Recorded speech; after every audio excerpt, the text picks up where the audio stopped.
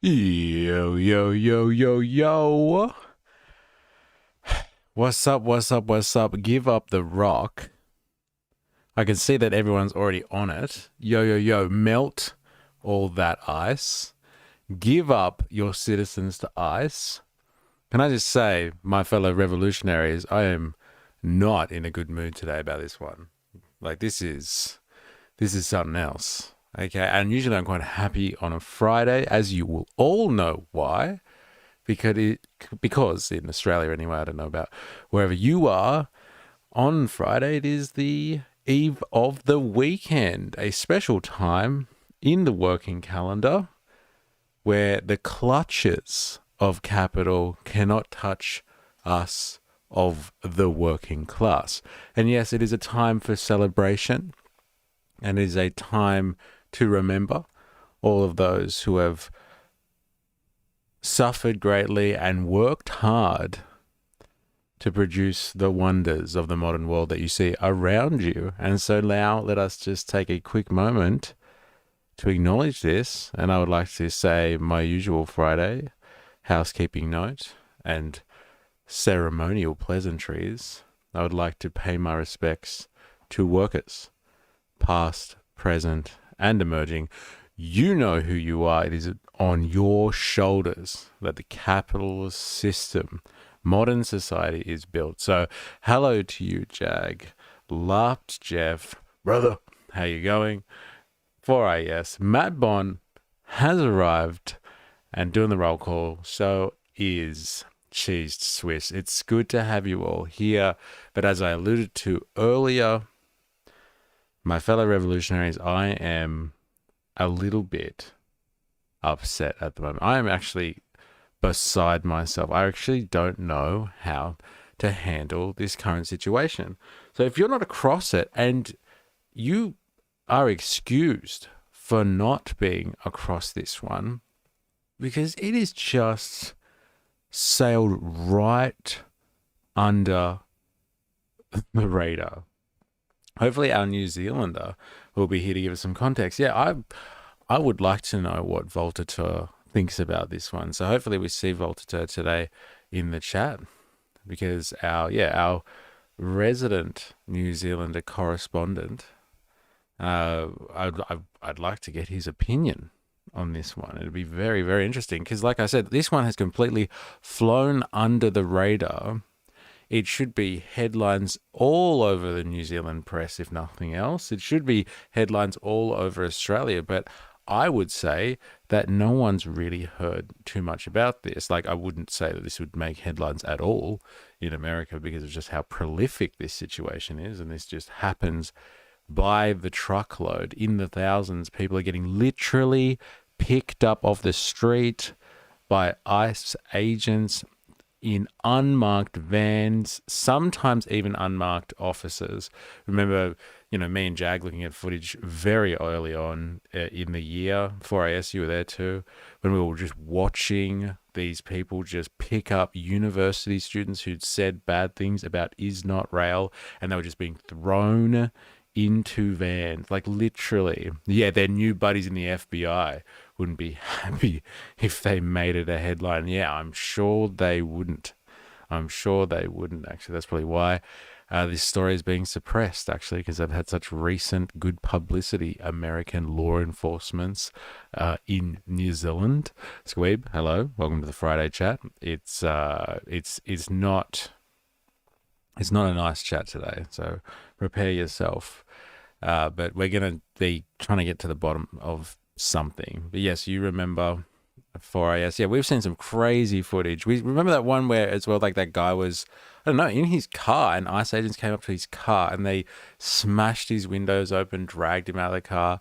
Those students that had spoken bad about Is Not Rail, and were like walking down the street, on the phone, probably speaking to their mum or something like that, and the ICE agents just like pull up in a van, like GTA style, like just like right in front of her. They all come out and they just literally just grab her off the street.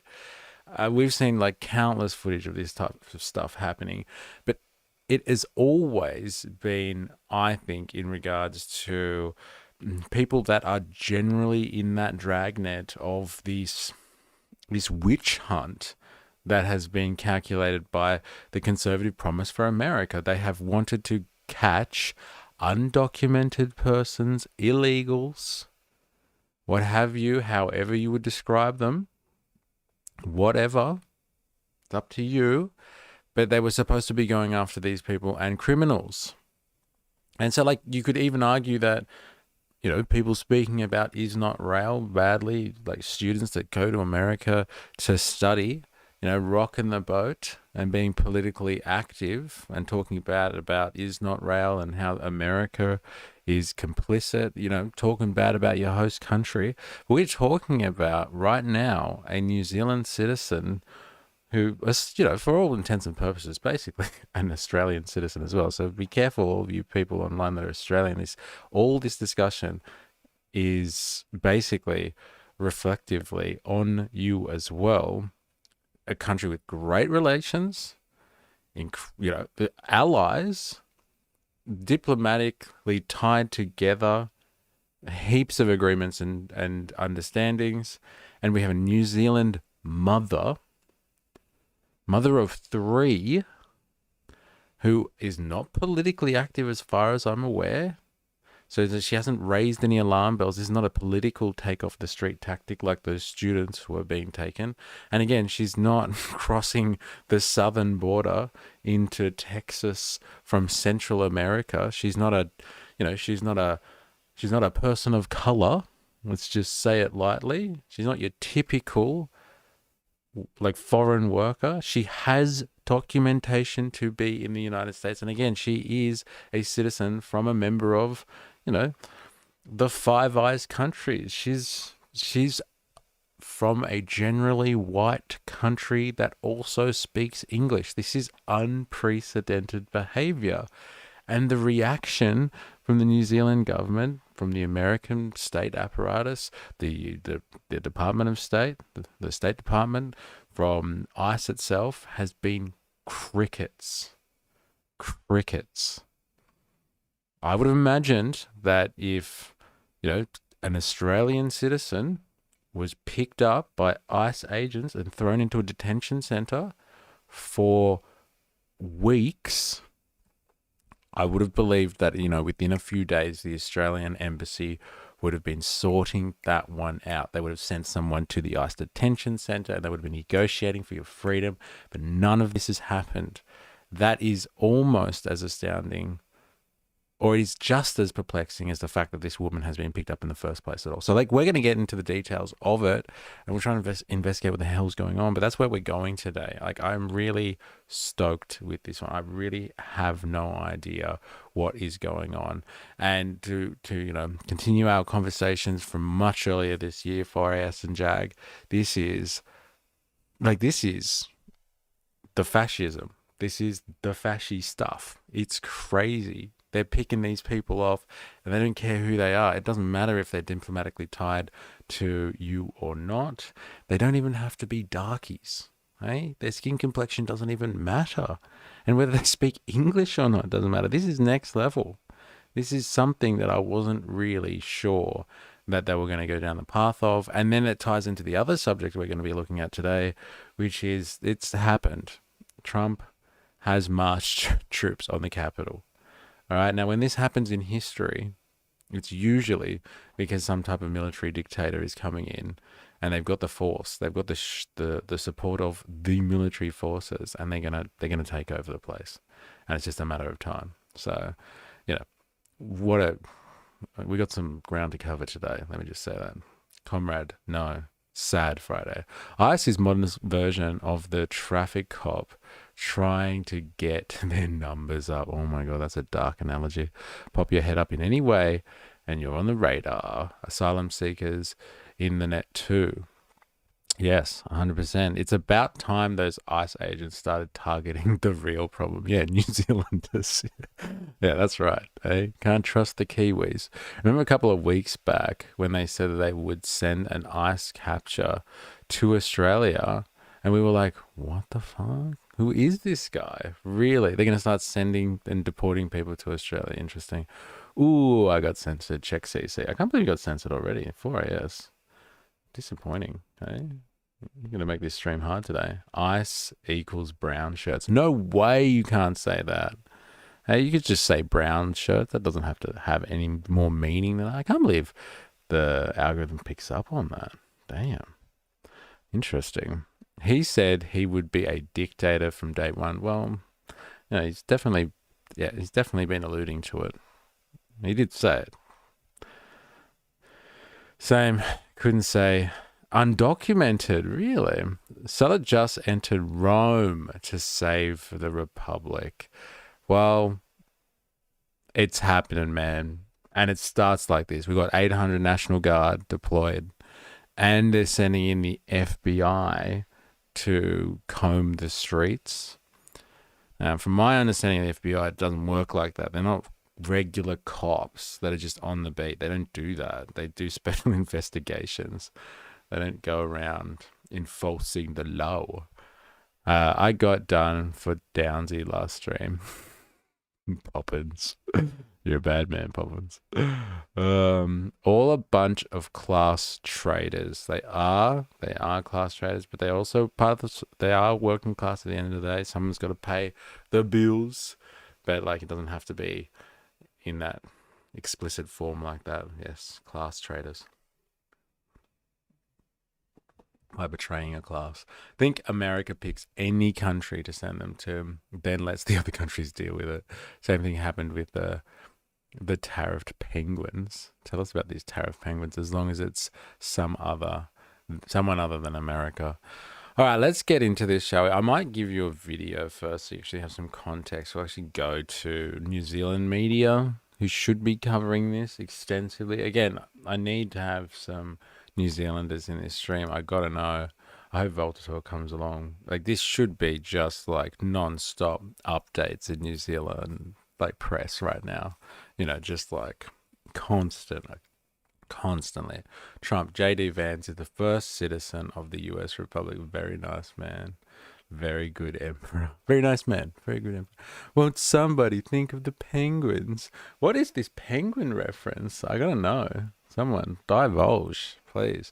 Let's see. Let's have a look and see. Let me give you some context. First red flag.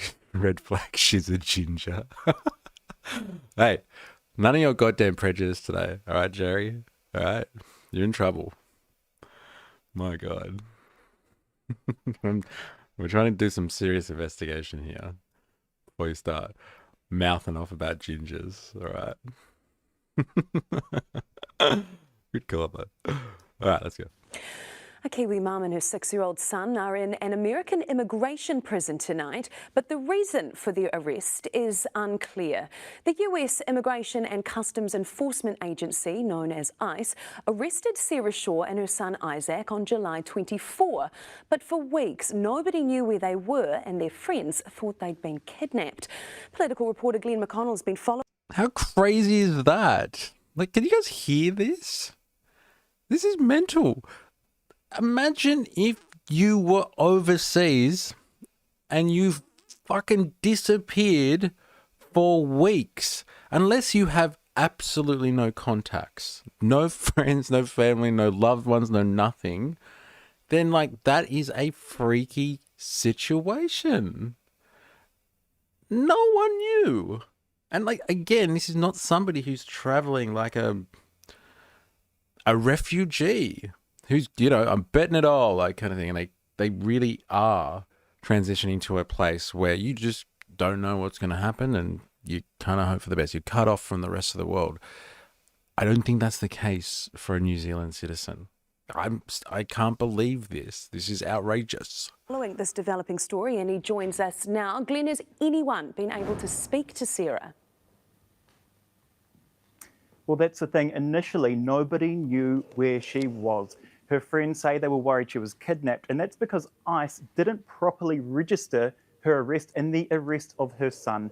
Now, they were picked up on the way back from Canada. She had gone to Canada to the airport to drop off her 2 eldest children so they could spend their summer holidays back home in New Zealand with her whānau.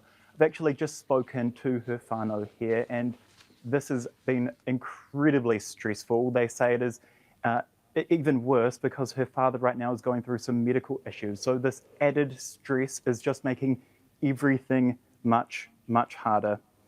But during the time, her friends, yes, they thought that she was kidnapped, and I spoke to her friend in the US, Victoria. She is one of just 2 people who the prison guards will let Sarah speak to. She said it is a dire situation at this Texas detention center. She is sharing a room with 8 other people. She's in Texas. How mental is that? Right? Just so you know, she's residing in Washington. She got picked up on the border of Canada. Picked up in Canada. Everyone who doesn't know their geography, that's north. That's the north. And now she's been moved to a concentration camp in Texas. And that's right, she's in a cell with other people, 8 other people, other families. It's fucking crazy. Sarah has been having almost daily panic attacks. She's unable to sleep throughout the night because she's placed in these rooms with families she doesn't know. Many of them actually don't speak English. It actually took Sarah almost 3 weeks to find a single person in the facility that did speak English. So it's been very isolating for her and very traumatic. And she's there with her son. Is he doing okay? So Isaac, he's doing the best he can. He's 6 years old. He doesn't understand what's happening. This was actually his summer vacation from school. He and his mom had so many plans, and he's missed out on a lot of them. So. All right, Glenn. So how has the government responded? Good in question. What the hell is the New Zealand government doing about this? Hello? Anyone? Well, these two New Zealanders, they have been in this prison for weeks now. But when we spoke to Foreign Minister Winston Peters this afternoon, he said he was still looking for information about what's happened. The Ministry of Foreign Affairs, they have said the same thing. I just called up the American Embassy here in Wellington. They don't know what's going on. They said I need to go to the State Department back in the US to work out what's happened. I've gone to them. It's very unclear why they've been arrested. It seems it was some minor paperwork issue. Her friends say that she does have the right to work in the US, and her union, she's actually a public servant in the US, is calling for her release, her immediate release from this prison. But look, the issue is in the US at the moment, under US President Donald Trump, these arrests are becoming increasingly common. He wants a crackdown on what he says is illegal immigration. So many immigrants, whether they're there legally or not, are being arrested right now. Political correspondent Glenn McConnell, thank you so much. Mental. It really is like absurd, this situation. Weeks. She's been there for weeks, and the foreign minister is kind of like, yeah, I'm looking into it. I've got a bit of paperwork on my desk at the moment, but like, you know, it's definitely in the top 5 things on my in tray. So maybe I'll get back to you on Tuesday. What the like, come on. Seriously. This is New Zealand, okay? We're not talking about somewhere random, some developing country somewhere. This is apparently a first world nation, advanced industrial economy with proper diplomatic ties to America. This is happening, man. Like, so crazy. Like, if you disappeared when you're on holidays in the land of the free, this is what you get to look forward to. This type of service from New Zealand. Like, you know what? And I'm sure Australia would probably follow suit on this one. Something weird's going on here. Foreign Minister doesn't have a response on this one. God damn. This is crazy. Sorry, he set a tariff on uninhabited islands of 10% back on Freedom Day. Right, tariffs on the islands of penguins. But the news never talks about the fisheries, etc. That are there. That's hilarious. Unfortunately, it's how ICE works. Don't forget your wallet. But she had her own paperwork. This is the weird thing. The airport. What was her visa status? Well, she has a visa to work in America. Apparently, there was some small discrepancy on her paperwork. I think we'll get to the bottom of that today. But, you know, she's got the right. You heard it there. Her friends that she works with, she's a government servant. She's a public servant as well in America. It's not like she's hanging out at Home Depot or something like that, waiting for a pickup truck to come past and just be like, "Oh, do you got any work?" She's actually employed by the government in America. I think it's in childcare services or something like that, or child services for this, like, in Washington. She's a legitimate government employee. So, like, pretty safe level of employment. It's not precarious, I would say, at all. Pretty stable, but damn, not good enough for the ICE agents. It's crazy. David, welcome. Friday streams are your thing. It's good to see you. These are immigration laws that have always been on the books. They are just being enforced. In many cases, enforcement is suspiciously selective, but so far the courts have upheld these actions. It's crazy.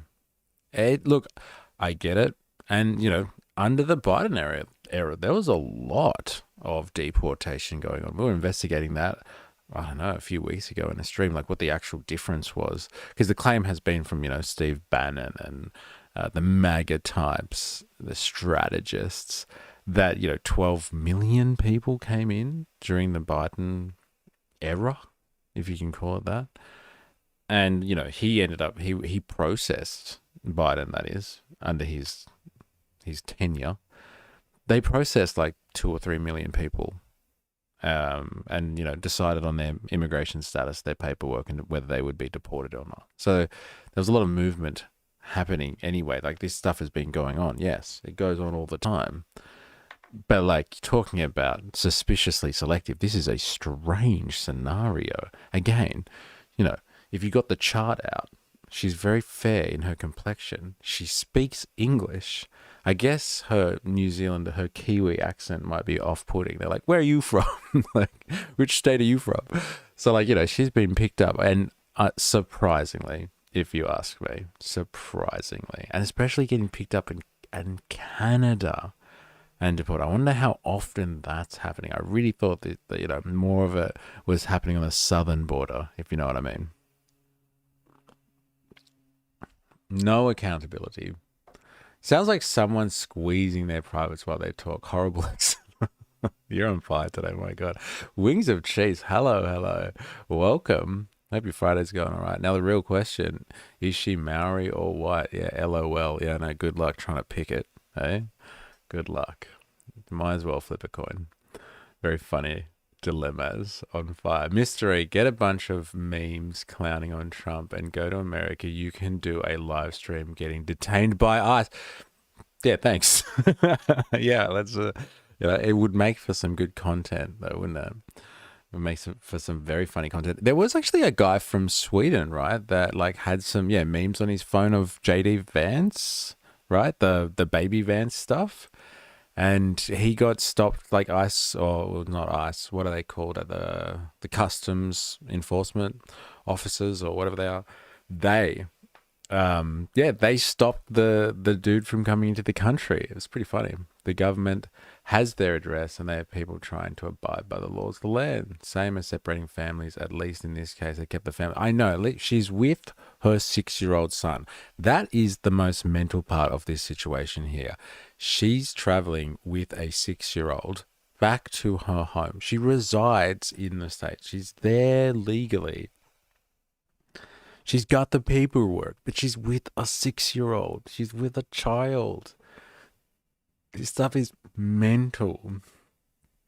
Andrew Callahan from Channel 5 News had a video of him getting arrested crossing the Mexico-Texas border. Really? That's crazy. Wow, what a video that would have been. Foreign threat detected. Baby Vans. Yeah, they're pretty scary, those pictures of baby Vans, that's for sure. Really scary looking. All right, let's go look at an article then. Let's see what else the New Zealanders are saying. Okay, so New Zealand woman Sarah Shaw and 6-year-old son detained by US immigration. You guys see that, all right? Yeah, you can.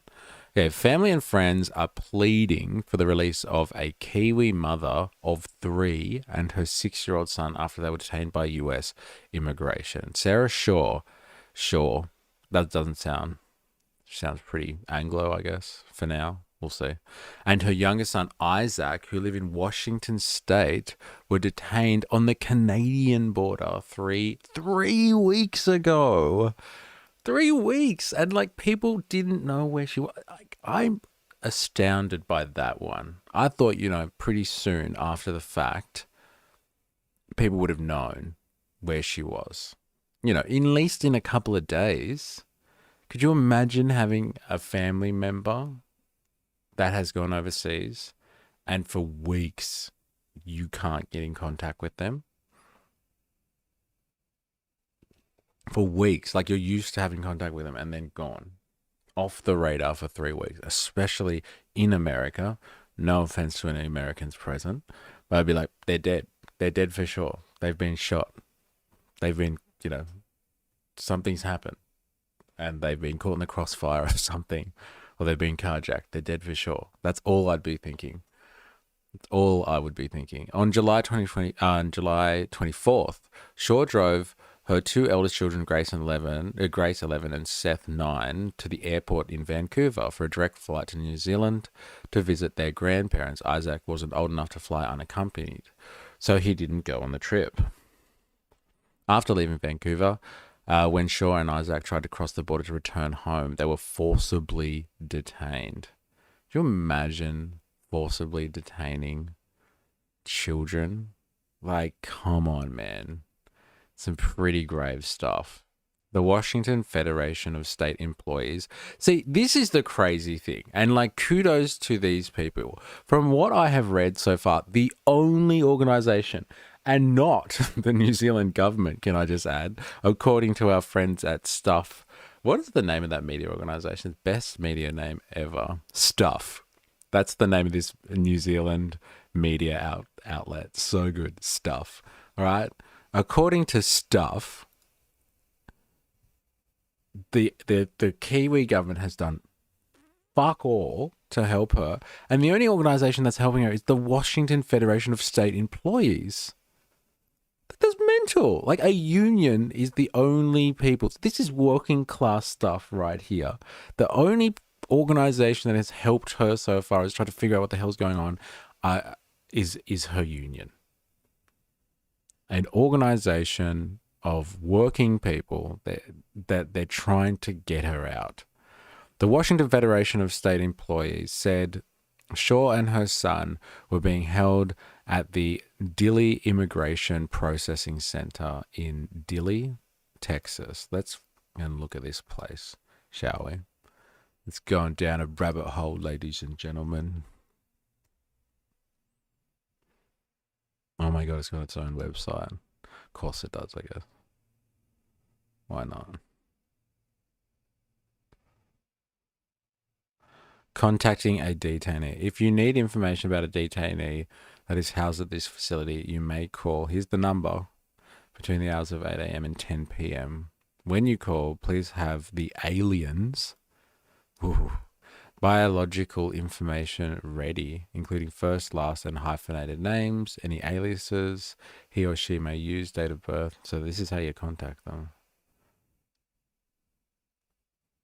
Wow. The detainees cannot receive incoming calls. If you need to get in touch with a detainee to leave an urgent message, you must call and leave your detainee's full name, number, and telephone that can be reached. The detainee will be given your message. This facility has tablets. You can access information on how to send a non-confidential message at gettingout.com. Oh my God. This is some crazy authoritarian stuff, man. Here it is. Like, look at this place. It is exactly what you would think a detention center looks like. It's like cyclone fencing, chain wire fencing, tents, and demountables. View from the family detention center. It's literally a place for families to be held. This is mental.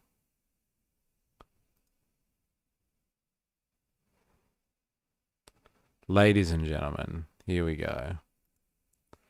Family Residential Center, U.S. Department of Homeland Security, San Antonio Field Office. Crazy, man. Like, look, it's even got stuff like, you know, everything's labeled in Spanish and stuff like that. Like, I don't know, man. What did they say in that report? That she's in a room with all these people who can't speak English. It took her weeks to find someone she could liaise with in English.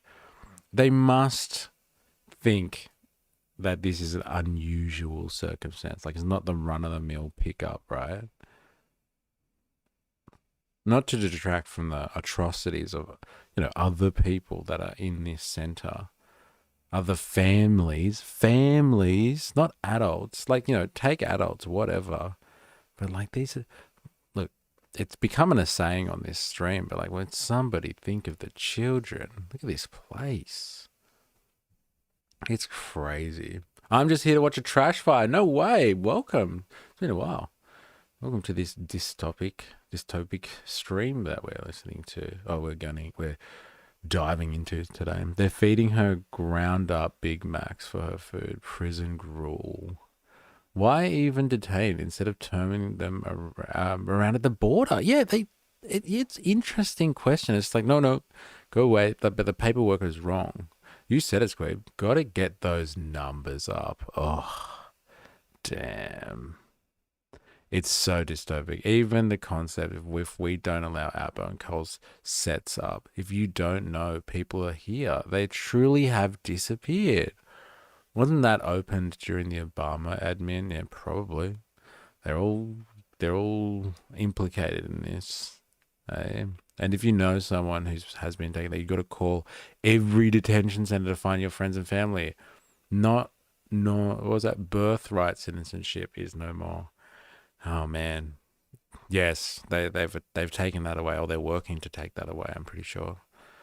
Yeah, crazy stuff. All right, let's go back to the article. So now we know where she is in Texas. I wonder if we could find that actually on the map. Let's get the satellite out.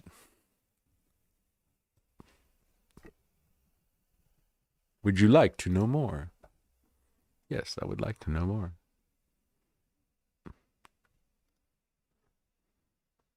Oh my God. That's it. Look at the size of that complex, man. What's it called? South Texas Family Residential Center. Hey, there's some Orwellian language for you. Hey, it's a residential care facility. Come here for your next holiday. Actually, you want some time off? Come down to the South Texas Family Residential Center. Accommodation for the whole family.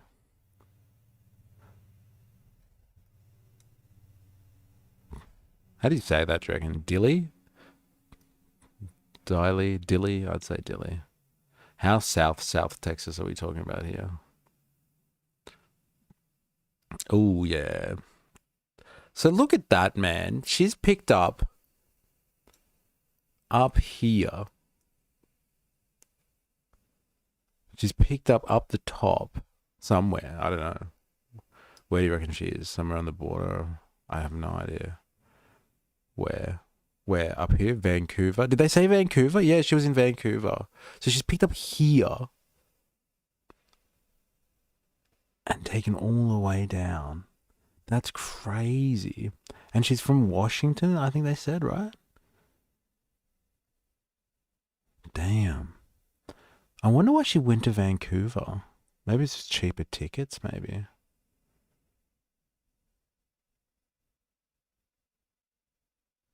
Is Washington state different to Washington? Is that like a different thing? Because I didn't know if Washington was a state or not. It's a district. The District of Washington. Interesting. City motto, a slice of the good life. Washington is south of Vancouver. Oh, so Washington State is, well, I'm assuming around here somewhere then. It's Wyoming. Washington State. Oh, there's the state of Washington. Okay, so she's from here. So she's not from DC. She's from Washington. So it's so easy to just drive over there. Okay, makes sense. Washington State. Nice place.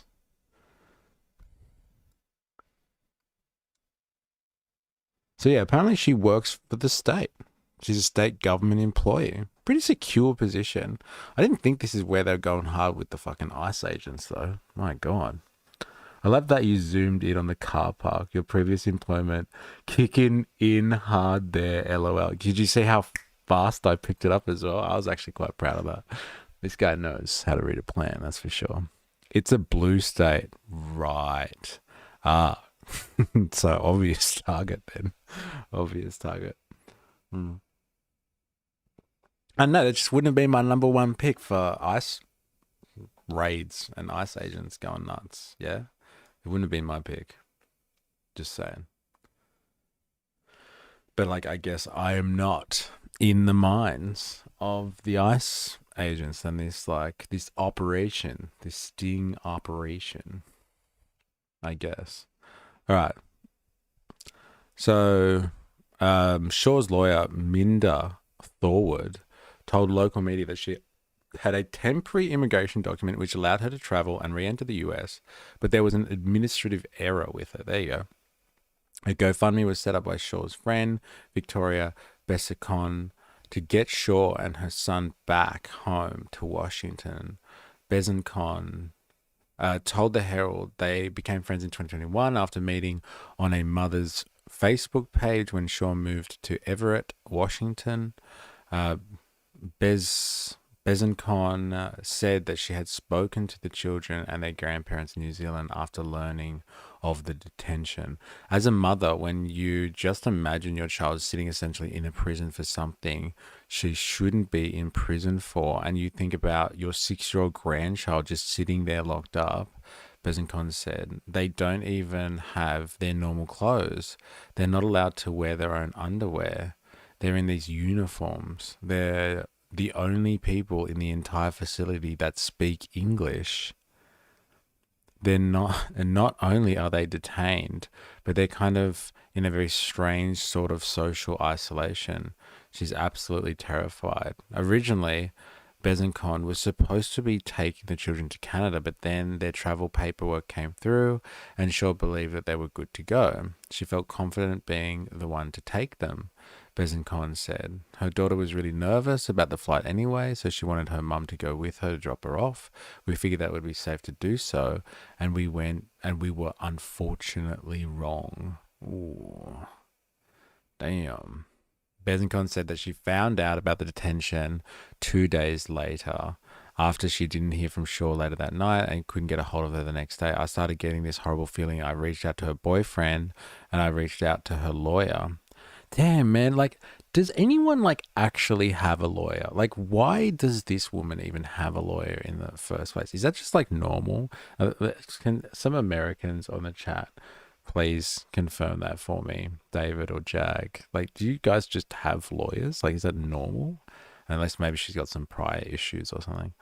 That was when we found out there had been some issue at the border, but it wasn't really until we reached out to our Washington state representatives that we even found out where she was. That's how you find out. Snap. You have to reach out to your politicians. The children in New Zealand haven't heard from their mother since the day she was detained. Besancon said, in America, ICE has 2 levels of accountability.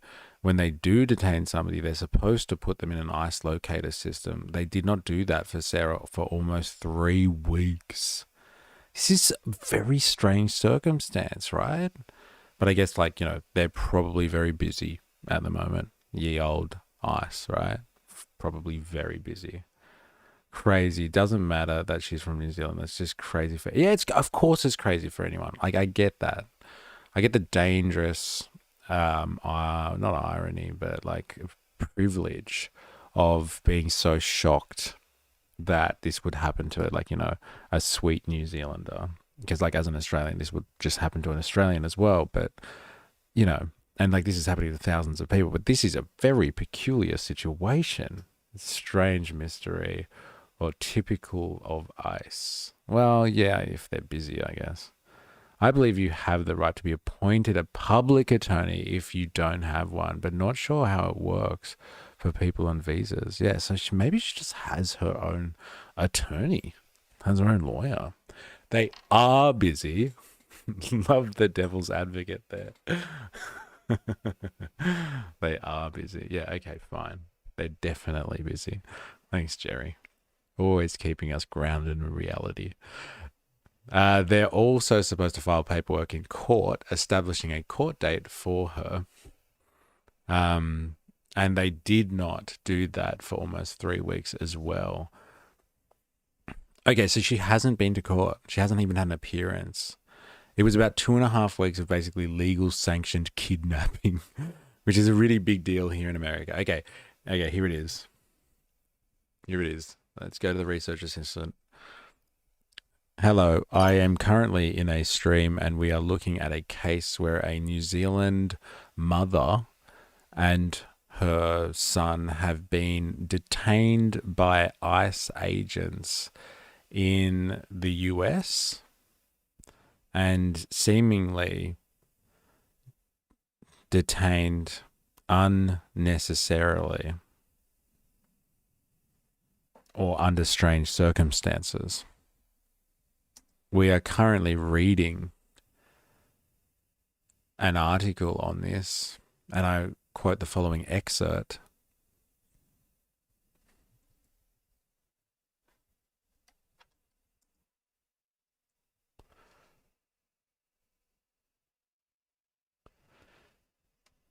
Can you please explain the allegation that they are making here? Here is a link to the original article.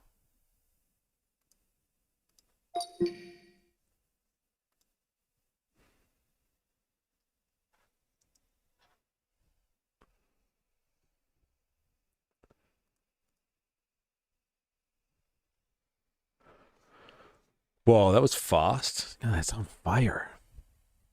You are asking about a powerful phrase, legal sanctioned kidnapping. Because I've heard a lot of people drop this one, that it's like when they pick these people up, right, there is an argument that I've heard people make that it's not just legally sanctioned kidnapping, but it's actually a form of human trafficking. Because if you're picking people up and you don't give them the right to a fair trial and some type of representation, then you're literally just moving them around from camp to camp like you would trafficking people. So, like, I would like to know how people frame this type of argumentation.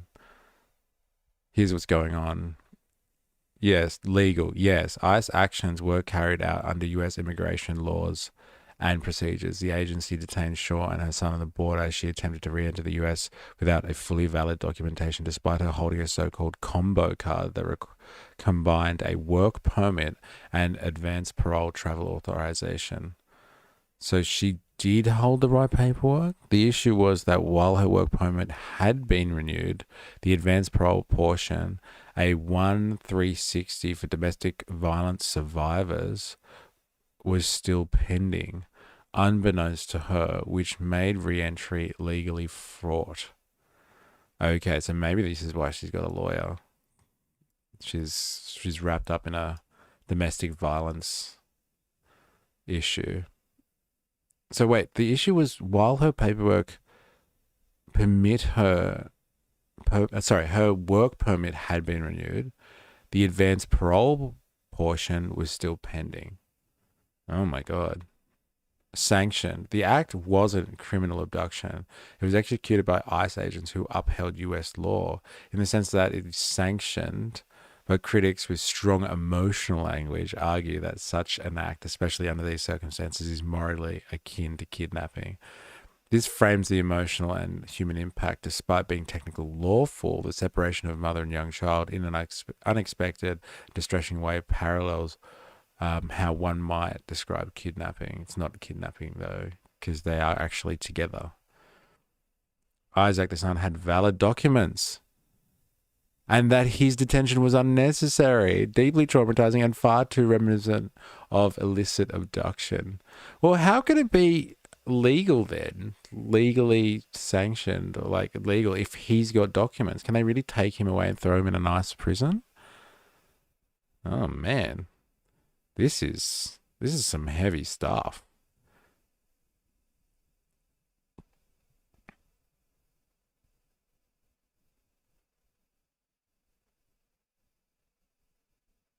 Oh my God. Technically lawful, right? So now they're targeting DV survivors. Solid. Yeah, I know. Fuck me, dude. Man, this story, it gets worse and worse. Like, come on. Open link in new tab. This is the latest from The Guardian. Hey, I've been looking for someone to have updated information. All the stuff I'm reading is like outdated. It's like 3 days old. Okay, this is at least from yesterday. The father of a New Zealand woman who has been held in US. Father of a New Zealand. Oh, so this is the grandfather held in US detention center for 3 weeks with their 6-year-old son is hopeful the pair will be released by the end of the week. The US Immigration and Customs Enforcement, ICE, detained Sarah Shaw and her younger son after the attempted re-enter. Yes, Shaw just dropped her. Yep, she went back across into the US and then I got a frantic call to say that she's being detained and they're about to take my phone off me and they're locking me up. Okay, so Shaw had just dropped her eldest children off at Vancouver Airport to take a flight back to New Zealand for a holiday with their grandparents when her father, Rod Price, received a panicked phone call. She went to go back across the US and then got a frantic call to say that they were being detained and they were about to take my phone off me. They're locking me up for the night. Yeah, 3 weeks later. On Thursday, her friend Victoria Bezenkon told The Guardian that Shaw had received documents indicating that she would be released. Price is feeling confident, but the Immigration Centre was yet to verify the details to Shaw's lawyer. Price was feeling confident and said there was a 90% chance Shaw would be released on Friday afternoon, New Zealand time. Oh, so that's like soon, or like now. Hey? Interesting. ICE confiscated Shaw's phone and transported her and her son to the Dilley Immigration Processing Center in South Texas.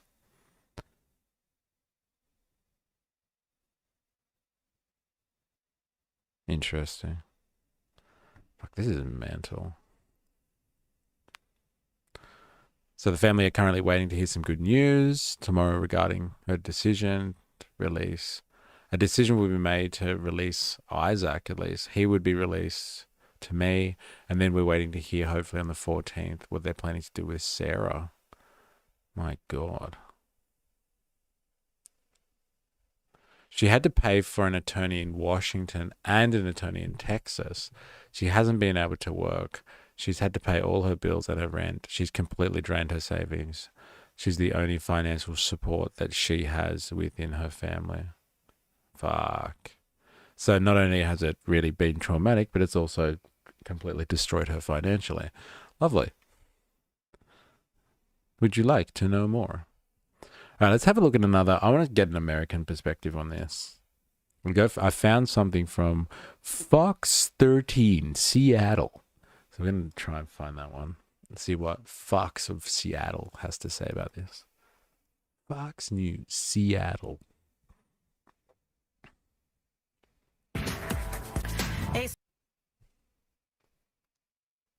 The tone in your voice instantly changing when you heard they might get out. Yeah, you got played. Yeah, I know, man. Did you see the stats they're dropping as well? Like, yeah, we're 90% sure that she's going to get let out. My God. Seriously. All right. Let's see how the people of Seattle are handling this one. Sahaj Khan, a mother from New Zealand, and her youngest son are currently being detained by ICE in Texas. According to her attorney, Sarah Shaw and her 6-year-old were taken into custody as they returned home from Vancouver, BC after a quick summer trip. Supporters, including the Washington Federation of State Employees, are calling for their release. Fox 13's Alejandra Guzman joining us now. You've been following her case. What do we know? I mean, we know that the family was actually headed up to Canada back on July 24th for a scheduled summer trip. Now, Sarah Shaw made that quick trip up to Canada with her 3 kids, and her 2 oldest were actually heading to their grandparents' house in their home country of New Zealand for the summer. They had no issues at drop-off, but when Sarah and her youngest son tried re-entering the country, Shaw's attorney says that they were flagged by Border Patrol agents. They told her her travel permit was expired. Her attorney says she does have a pending green card application, which allows her to travel, live, and work in the U.S. The work portion of her permit had been renewed, but as it turns out, that travel portion, well, it wasn't. Her attorney says the agents who stopped her, they could have made the decision to let them back into the country, but instead, they were detained. Both Shaw's attorney and Shaw's friend telling Fox 13 the 2 are being held at the Dilley Detention Center just 70 miles southwest of San Antonio in South Texas. Shaw's friend tells me the single mom has lived in Everett with her kids for the last 3 years and is a state worker under the Washington State Department of Children, Youth, and Family. The agency has now confirmed their employment. So where were they detained? At the Canadian border here? That's where they were trying to get up to. They went up to Vancouver because it was easier to fly out from Canada, direct flight to New Zealand, rather than from SeaTac. So why are they being detained in Texas and not in Tacoma? It's a tricky question, but as we now know, I mean, her attorney believes that they were actually taken there because the Dilley Detention Center in Texas tends to house primarily women and children in that specific area. But her friend tells me that she's really concerned. She is a civil servant. She serves some of the most at-risk youth in our community, counseling them in a maximum medium security juvenile detention facility. She's supposed to start graduate school. However, this experience has been the first time I've actually heard my friend cry. This is the first time I've heard her be almost hopeless in some situations. She feels like a criminal. She said it's exactly what she would imagine prison to be like. So, Allie, you were mentioning that Shaw's attorney says that she doesn't have a criminal history and just essentially misunderstood the status of the application. But how did that misunderstanding happen? Because you're wondering, you know, why didn't she know that before she traveled out? I mean, it's a very complex process in her case. We know that we're talking about a 2-fold card here. So when she thought that she had applied for both the travel portion and the work permit, it just turns out that only one of them, or half of that permit, was actually renewed. So it's pretty tricky. Her attorney says that Sarah thought that she had the right travel permits and just simply calls this a simple mistake. But when Sarah asked agents to readmit her under the humanitarian parole, well, she was actually denied. And as you know, under the Trump administration, we've seen a lot of changes to these programs. Some have even been terminated. Her attorney says that it's all up to agents on the border. And I want to be very clear. Her 6-year-old son's paperwork has been in order, and her attorney says that there's no reason why he should be detained. It's a pretty interesting scenario in that respect. Like, okay, so there's a problem with her paperwork. Why the fuck did they take him as well? Like, they could have made a call on that one. Like, seriously. There is a level of discretion that comes with being in a public office yourself, or a public service servant yourself, as someone with a level of, you know, power in that situation. You're like, all right, look, the kid's got his paperwork. Mum's obviously not got the entirety of her paperwork. She's got half of the documents that she needs. She hasn't filled it out properly. Hey, obviously, she is a legitimate worker in this country. But hey, let's just send her to Texas anyway, just to be sure. Seriously, they're not public servants of some level. They've got to be. If they're agents, they're paid for in the public purse. So they're technically, whether you like them or not, they must be some form of a public servant. Surviving, low-hanging fruit, anyone on a register. Will this be a black mark on her record now, stopping her ability to apply for working rights and visas again? I don't know. That's a good question. That's actually quite a good question. It all makes sense now. She was helping the filth that... That's not what this government is about. Root that horrible behavior out. Yeah, she's working with troubled kids. She's basically a social worker working with young people. And, that's what happens. She's mixing with the wrong people. I saw a post about this on Instagram. It was filled of Americans saying stuff like, well, she shouldn't break the law, LOL. Whoa. Voltage, my God. Thank you, God, you are here. Thank God you are here. Can you tell me, apart from a post on Instagram, please tell me there is more conversation about this in New Zealand than, like I said, you seeing a post of this on Instagram. I think it is absolutely abhorrent that this is not plastered all over the headlines, like everywhere, and this is not everywhere in the news, like constantly being talked about in Australia. This is incredibly dangerous situation, I think, for New Zealanders and Australians in America. If they don't know how sketchy the situation is by like not having paperwork that's like absolutely sparkling, it's really, really kind of, risky stuff.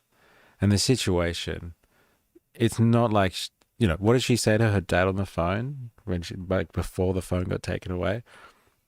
They're taking me somewhere for the night.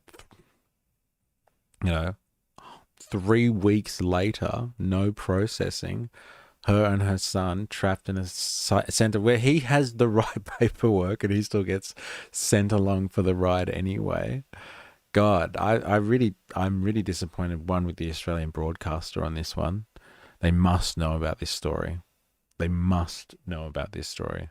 That is lazy work from the Australian mainstream media and the Australian broadcaster. They should be fucking ashamed of themselves for not broadcasting this, because there must be...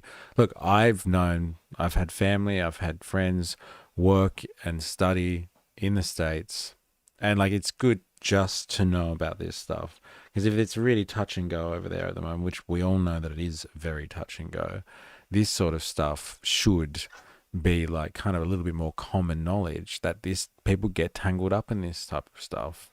Shame. Yes, shame. Nope, I haven't seen it anywhere else at the moment, but I assume it's going to have a similar culture war political discussion. Like, what? You haven't seen it? What? I'm stoked, man. I am absolutely stumped on this one. I thought this would be all over. Like, we saw the report from Stuff, my favorite media organization, best name ever. Hey, what are you reading? Stuff, best name for a media organization ever. We heard from Stuff, like Winston, ye old foreign minister, was just like, hey, not sure what's going on with it. I'll get back to you, Barry. Like, so nonchalant. Not even investigating it. She's been there for 3 weeks. I'm sure they could do something for this person, right? The New Zealand state. I would be so expecting that from the Australian government. Like, day after, if I got picked up and I had my 6-year-old child with me, I'd be like, on the phone, Australian Embassy, come on, get me out of here. I think I'm in Texas, but I don't know. I'll get back to you, Barry. Such a good reference. All right. I want to hear what this other person has to say. Her attorney says that there's no reason why he should be detained. She's a survivor. She's a fighter. She's really strong, but she's also like very stressed out about all of this. And she's repeatedly requested that her son be released. Even at the border, she repeatedly asserted that he was admissible, that he had a valid travel document. She had her partner, her boyfriend, and another friend both willing to come and get the child, and DHS refused to permit that. Again, his detention is unlawful. So, Allie, I know a lot of people, especially like DACA recipients, are very concerned. Look, that's pretty crazy, actually. I wonder what my research assistant has to say about that.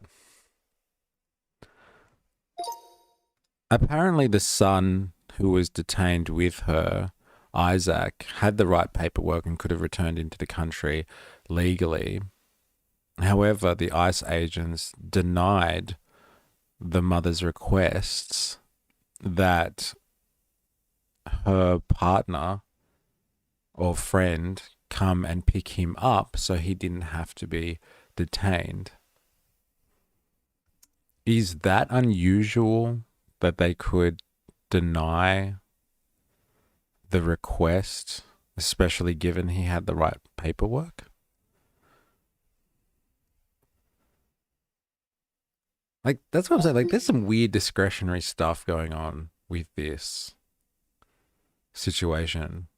From what's been reported, yes, the 6-year-old did have, in fact, the valid immigration paperwork to re-enter. In principle, that should have meant ICE had no legal need to detain him. The mother, Sarah Shaw, reportedly asked ICE officers if her partner or friend could come to the border, so he would have not had to enter detention. ICE denied that request and instead detained the boy with his mother. Why is that unusual? ICE has discretion. In some situations, especially involving minors, ICE agents have broad discretion to release children into custody of family, friends, and guardians already in the US. The federal regulations and agency guidelines generally prefer family unity or release to guardians rather than unnecessary detention of children. Do you like the disclaimer there? It's always about the language, eh? Unnecessary detention. But it can be necessary. Those goddamn kids, they're the worst. Child welfare standards US policy on paper is to avoid detaining minors unless absolutely necessary. In practice, however, during border encounters, ICE or CPB often detain children alongside their parents rather than separating them, even if the child technically has legal entry documentation. It's a fine line, isn't it? Far out. Yeah, well, do you really want to separate them? Eh? Isn't it better that they sit for 3 weeks in Texas together than apart?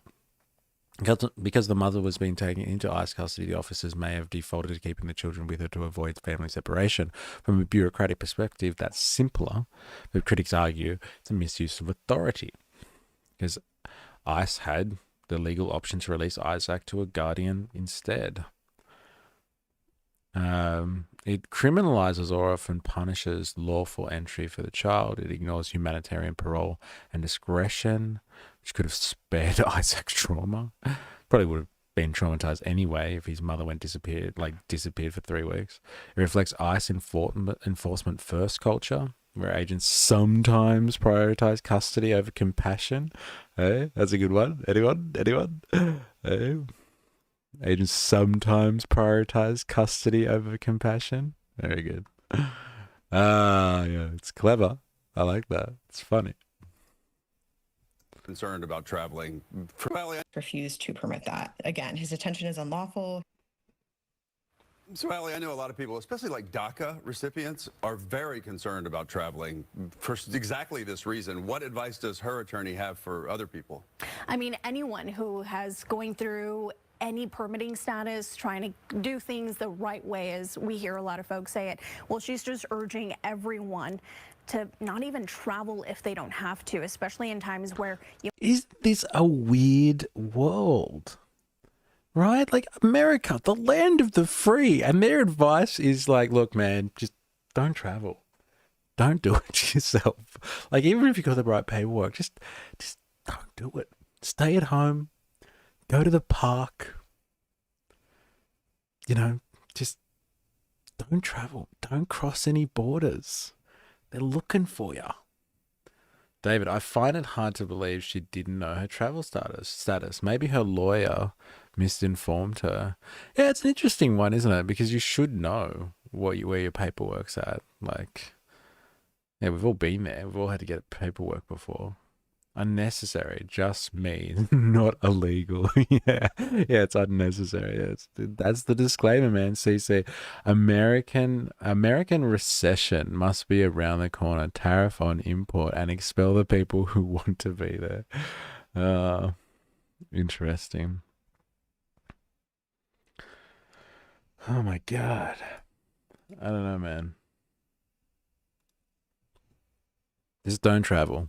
There's your, and that's why I'm saying like this should be like for Voltator, for the New Zealanders out there, for everyone who's deciding to travel to America or working holiday, living there, residing there. You got to know about this. Don't wear a hoodie and a mask in the hood if you don't want to be profiled. Yeah. Yeah, that's the other thing, hey? Don't look suspicious either, because they might just come after you anyway. Yeah, you just got to really assess whether it's necessary to go to America at the moment. Same recommendation for anyone in America. Just don't trust the government. But that's the American way has always been like distrust for the government. Like they've set up the entire constitution and all of their legal documentation is just like government overreach. No. And like they've never trusted tyrants or governments. And like here it is. But like for aliens, they're the worst. Goddamn aliens. You may have a loved one who is sick. Well, she says just to encourage you to speak with a lawyer yourself before you do any of that travel. Sarah's case is still scheduled for a hearing at the end of this month, but in the meantime, her attorney is working on getting them released. We've also given ICE officials 24 hours to respond and share their side of this story, but so far, we've not heard back. If we do, we'll bring you their response. All right, Ali, thank you for keeping up with this. We'll check it back in. No, this is something else. Honestly,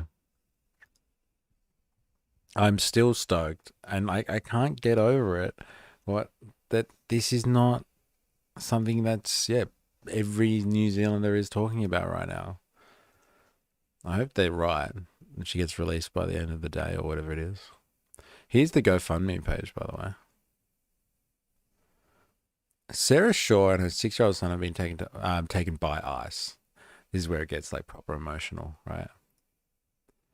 There's no reporting on this one. This is just like, we need money. And look at this. This is pretty good. They wanted a $65K target. She's hit 56,900 donations. That's crazy. That's good effort. Look at that anonymous $2,000 donation. Good on them. Sarah and her 6-year-old son Isaac were detained illegally. Ooh, fucking the allegations are huge here. By immigration and customs enforcement on the 24th of July. Inmate number. Wow, they've given the numbers, Jesus. And are now forcibly detained at the Dilley Immigration Processing Center in South Texas. They are in the United States legally and have valid paperwork. Sarah works for the state of Washington counseling youth in a juvenile detention facility and is set to begin grad school on the 25th. Not anymore. They are confined in horrible, isolated conditions with extremely limited access to communicate with legal counsel and bordering abuse. Legal representation, Minda Thorwood, we just saw, has reached out to ICE worker Brian Contreras,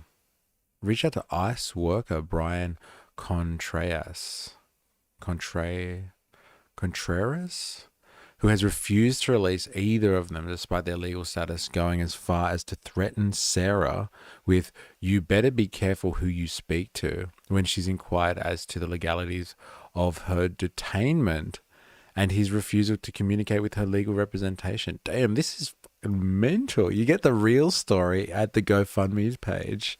Far out. So they're not just like, look, you'll be processed like everyone else, just calm down. It's just like, look, it's proper concentration camp stuff, these ICE detention centers. I told you to pipe down over there. You better be careful who you're speaking to. You're lucky we feed you. We need to get both Isaac and Sarah home safely. We need to ensure their life in Everett isn't financially destroyed by ICE while they continue to confine her illegally.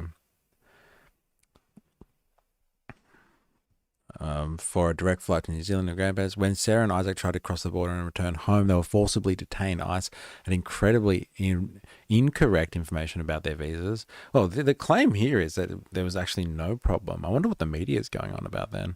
And when Sarah requested humanitarian parole, what does that mean? Does anyone know what humanitarian parole is?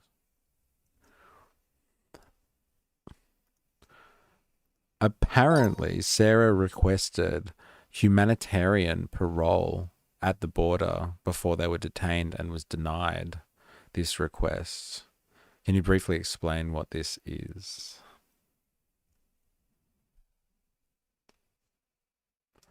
Humanitarian parole is a special immigration provision in US law under the Immigration and Nationality Act.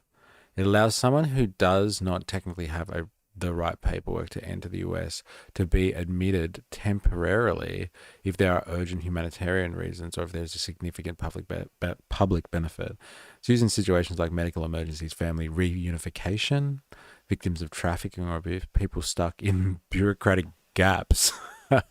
Fucking bureaucrats, they're the worst. Her advance parole document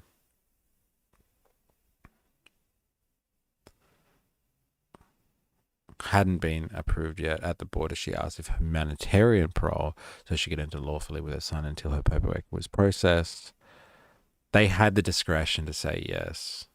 Many lawyers say this was a textbook case of it should have been granted, especially since she's a domestic violence survivor with a pending 1-360 petition. Instead, they denied the request and placed her into detention. So they could have used their discretion on this one. It wasn't like she was clutching at straws. There were grounds for it. That's interesting. What a news... Icy Skeen, man, yes, a New Zealand citizen. Like, this is mental. I know this must sound like really elitist, for, us to sit here in Australia or New Zealand or something and be like, what outrageous, how can you detain our citizens when there are like, thousands upon thousands upon thousands of people that are being held by this intense authoritarian stuff that's going on in America right now. Like, literally sending people off to concentration camps, like literally, because you have officers who really can use discretion and are just like, no, she's got to go. And when like asked, and when like trying to get like legal means of communication and avenues to get out, being threatened by your officer who's looking after the ICE worker, Brian over here, you better be careful who you speak to, being threatened by, like, this is pretty dystopian stuff. It's happening. It's happening, man. Just lurking, taking it, hope it all is dialectically moving for everyone. Welcome to the chat, and I hope you enjoy your lurking today. It's an interesting one to lurk in. Shane, it doesn't look like there is much that people can do about government overreach now. ICE getting numbers up, so took an NZ person in 3 weeks ago when they tried to enter the US instead of turning them around. They seem to have all the documents, but internal government docs were late. Nah, the outrage is warranted. We're a solid bunch. We are a solid bunch. Hey, yeah. And I guess we have standards, hey. ICE also, humanitarian parole, she was denied that right. Agents lied, stating that they already had requested and she was denied. It was later confirmed the next day that was a lie. No parole was filed or requested and she was detained. ICE also, look, this is the real story right here. We're getting all the juicy details. ICE also threatened Sarah that night that if she continued attempting to reach out to her legal representation, they would confiscate her phone, which they promptly did. ICE then forcibly shipped them to South Texas instead of determining the truth, refusing to allow her to be detained in Seattle, where her legal representation could have more effectively assisted her. ICE refused to allow her son to be picked up by friends or family despite his legal visa, and then illegally forcibly detained him, causing Sarah to be sent to one of 2 family facilities in the United States. ICE has refused to communicate with Sarah or give her the opportunity to demonstrate she is here legally. While she and little Isaac endure this horror, her lawyers have emailed and tried to send evidence of Sarah's legal status, but all communication has been ignored, with a direct refusal from ICE officer Brian to release Isaac. to Sarah's legal representation, which would allow Sarah to be held in a Washington state facility where her representation can better assist her. That's interesting as well, right? Because if they don't, she doesn't need to be in that family residential facility in the south of Texas, then she could be closer to where her legal representatives are. We had been in touch with the Office of the U.S. Rep. Rick Larson. They have confirmed Sarah and Isaac's confinement despite them refusing to add her to their locator system and are grateful for the representative's assistance. Because only lawyers practicing in Texas are allowed to access the facility to speak with prisoners, which is convenient for ICE, Sarah has already had to burn through her savings attempting to both locate and pay for her Washington and Texas state attorney. Sarah's other savings have been used to pay her rent and bills, and she remains confined, unable to work. It is clear that this will take more time and legal muscle to overcome the bureaucracy and the powers of the federal government. Your donations will help for this single mother's bills in Everett and support the legal efforts to break through the bureaucracy and the questionable motives keeping them imprisoned, as well as hold ICE accountable for their choices to act against their regulations. Sarah's limited ability to communicate have left her with only 2 consistent contacts while she's been detained, and she is relying on us to get her story out. She's not the only person that this has happened to, and this needs to stop. I think that's a fucking pretty fair point. ICE needs to be held accountable, and Sarah's rights, along with her children's well-being, needs to be protected. What little commissary she has been given has been used to purchase basic necessities for her son: toothbrushes, toothpaste, shampoo, and some coloring pencils and an ice cream. The cost of these items is ridiculous, and Sarah is heartbroken at the conditions and treatment of families in this facility. Many of the detainees are underrepresented, often do not speak English, do not have a level of support Sarah has been given. It is Sarah's hope when she is released to do more work to assist the other families facing this abuse and government kidnapping. There's that kidnapping word again. Hey, watch out. While she spends her days already counseling some of the most at-risk youth in our society, her eyes have been opened to the horrors that many are secretly facing. To this day, Sarah has been given no charge paperwork. Nothing has been filed against her or her son in court. She has not been added to ICE detainees locator system. This is a case of legally sanctioned kidnapping and of 2 levels of accountability that ICE has been given to adhere to. Neither have been complied with. That's mental, right? Because, look, like I said before, it's one thing. I'm sure the trauma of this situation is awful, right? But it would seem like this basically completely bankrupted her. Like, she's completely financially destroyed from this situation. That's another thing that you really don't think about. And another reason why, apart from being worried about the potential gun violence in America, another factor that I think a lot of people from Australia or New Zealand weigh up before traveling there or deciding to take residence there is the financial burden of the states. If you get sick and you're not insured, or if something like this happens, how are you going to pay for stuff? It's crazy. Not to throw stones from glass houses, but it sounds like Sarah's been a little lippy. Well, you know what? To be honest, after 3 weeks in a detention facility, I'd get a little bit lippy too. But yes, maybe she could be more quiet and just hope that the system works. But it sounds like largely Brian over here, her ICE agent that's looking after her, doesn't give a fuck at all. But yeah, why not, Jerry? Smart ass. Oh, far out. That's fucked. That's heavy as. All right, I'm going to get a little bit more of an anecdotal experience for us.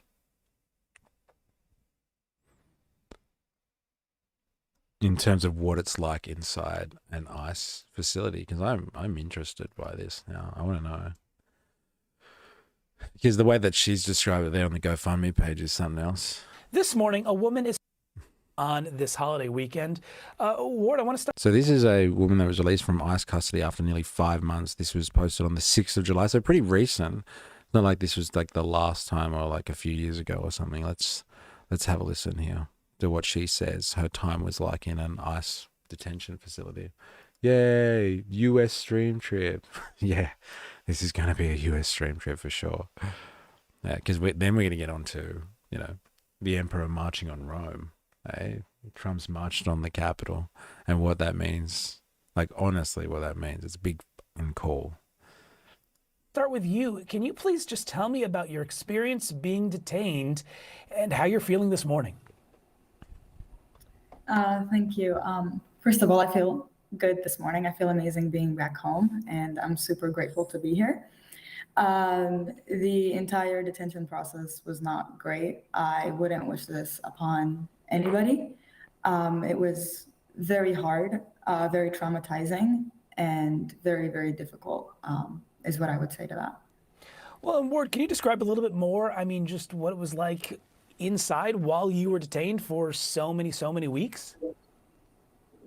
Yes, absolutely. There was not a lot of things for us to do. It was a very lazy, each day was lazier than the next day.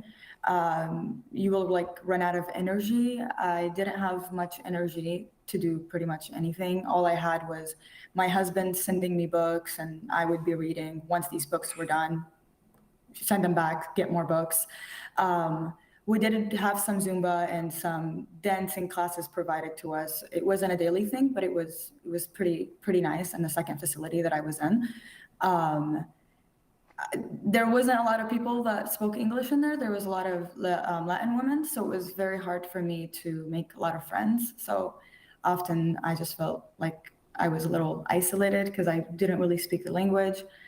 That's exactly what Sarah Shaw was explaining, her feelings being like that she was surrounded by people that didn't speak English, so she was pretty much by herself. I was bored. That's weak.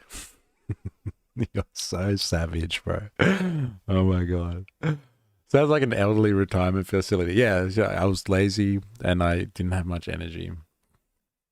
Trumpy boy marched across the Rubicon. Yeah. Hey. It's a bit like that. It's very much like that. Show of force. He's coming. So again, I was in an environment where I wasn't fully comfortable. And not only that, I was also very scared because it was very different to me. I didn't know why I was there specifically, even though I was asking, and I really wanted to speak to my deportation officer and all that. Because I've been abiding by everything and I was complying, and I was just very confused on why I was there, especially when I report every year and they congratulate me on everything I've done or any new updates in my life. So it was just very confusing for me. Eric, I want to bring you into the conversation. Your client. Man, David Lover's in the house. Yo, fascist be fascistic. It's true. It's very true. Loving this anti-US tourism ad stream. It pretty much is that. Like, my core message has been like, if you know anyone that's in the States that's working or residing, make sure they've got their paperwork and tell them not to travel. It's not safe. Don't go to the fucking border and try and get back in the country. And then, like, really reassess whether or not you need to go to the States at the moment or not. Because, you know, Trump's America is in full force at the moment, as we are going to see a little bit better from another angle. Trump's America is in full force. He's shifting gears, and we're getting pretty hardcore at the moment. It's happening, man. Detention centers and marching on the Capitol. You know, fascist gonna be fascistic. This is where it all happens. And like, we were kind of alluding to this earlier in the year, me, Jag, 4AS, in various streams as we were watching certain things unfold, policy decisions, potential outlooks of what that policy decision might mean. What's that going to look like? And I thought it was going to take longer than this, but this is something else. Damn. Again, just chasing anyone easy.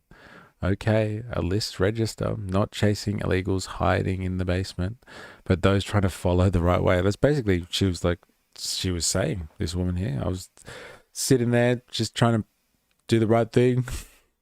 Yeah, I do my checks and registers every year.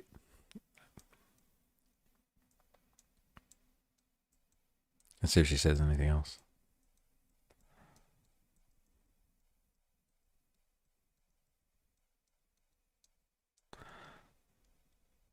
No.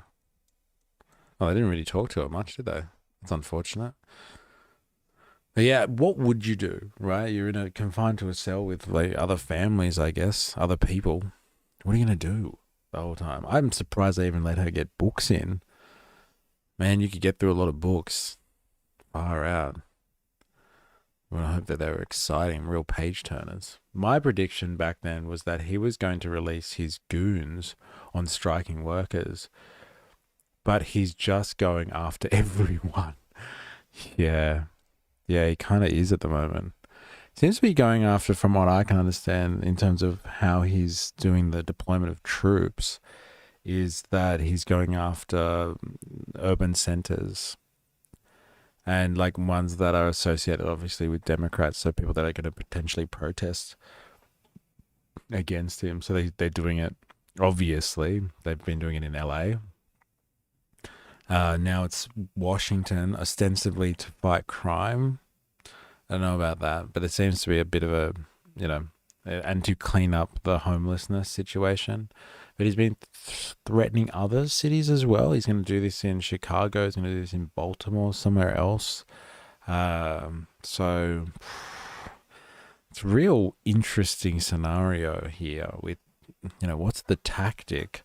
But it seems to be, shoring up these cities with soldiers, because when the rioting starts, when the protest starts, when people start expressing themselves and letting their voices be known in the political arena, in the public realm, there will be foot soldiers, there'll be people on the ground ready to take orders from the commander-in-chief. Now, my theory has always been, and I know this is very controversial, but like you do actually need these class traitors, as they have been described in this stream already, and aptly, but you do need to be able to have these class traitors, the coppers and, the National Guard and FBI agents. You need to be able to convince them that not to follow orders. So if Trump is going to be commander-in-chief and unleash the National Guard on American society, it is the only difference in whether or not that is successful in terms of quashing the populations, like civilians, is whether or not those people take the orders or not. And if they don't feel comfortable with it and they stand down, that is the difference between, make or break in revolutionary scenarios. And so like while they, are people that are potentially deplorable,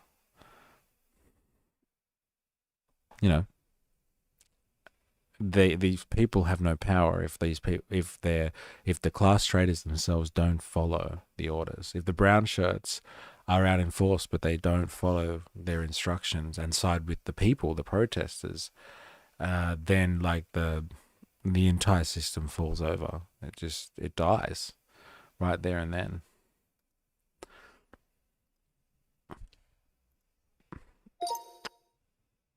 As far as I'm aware, there is an amendment to the Constitution or some act that restricts the use of soldiers ever being able to turn a gun on American citizens.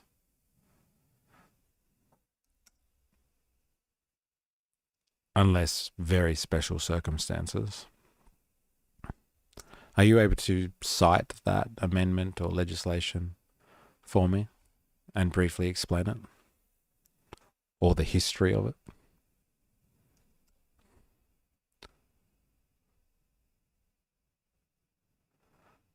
That's the one. The Posse Comitatus Act, 1878. No way. It says it prohibits the use of the U.S. Army or Air Force to execute domestic laws inside the United States unless specifically authorized by Congress or the Constitution. By extension, the Department of Defense regulations also apply to Naval and Marine Corps. The idea is to preserve a separation between civilian law enforcement and the military, preventing soldiers from being used as domestic police against American citizens. Exceptions: National Guard. The Act does not restrict state governors from using their state National Guard units for law enforcement purposes. Insurrection Act. Congress can authorize the president to deploy military domestically in extreme situations to suppress rebellion, insurrection, or if states can enforce federal law or protect rights. The Insurrection Act has been invoked sparingly. Eisenhower in Little Rock to enforce desegregation. Oh my God. Oh, sorry, desegregation. Other statutes, Congress can pass specific laws. History rationale is passed after the Civil War during the Reconstruction era, where federal troops were heavily involved in the South. Southern states pushed for restrictions because they resented federal troops enforcing civil rights laws. Oh my God. And election protections for freed black citizens. They passed this law not because they're worried about them, like, soldiers being turned on civilians, but because the Southerners were upset when they lost the Civil War and didn't want to actually instill civil rights laws or enact them, and they didn't want black people from voting. America. What a place, man. It just shows you dialectics, like, beautifully, doesn't it? Like, the dialectical situation going on was like, let's make sure the federal troops are taken out of the South so we can continue to suppress black people. But it ends up being that the legislation is used to ensure all civilians are protected potentially from the army being used against them. There is no constitutional amendment banning soldiers from turning guns on citizens, but the Comitatus Act is the key law that makes it illegal for the military to be used for domestic law enforcement. So you can't use the military, but you can use the National Guard. There you go. Interesting. It does not imply, the Comitatus does not apply in DC because it's not a state. Yeah. But apparently it doesn't apply to the National Guard either. I'm surprised at that. I thought the National Guard constitutes, I don't know, the military. Well, they've shown that they will follow orders time and time again. I don't trust that. I don't trust like that. Yeah, I know, of course.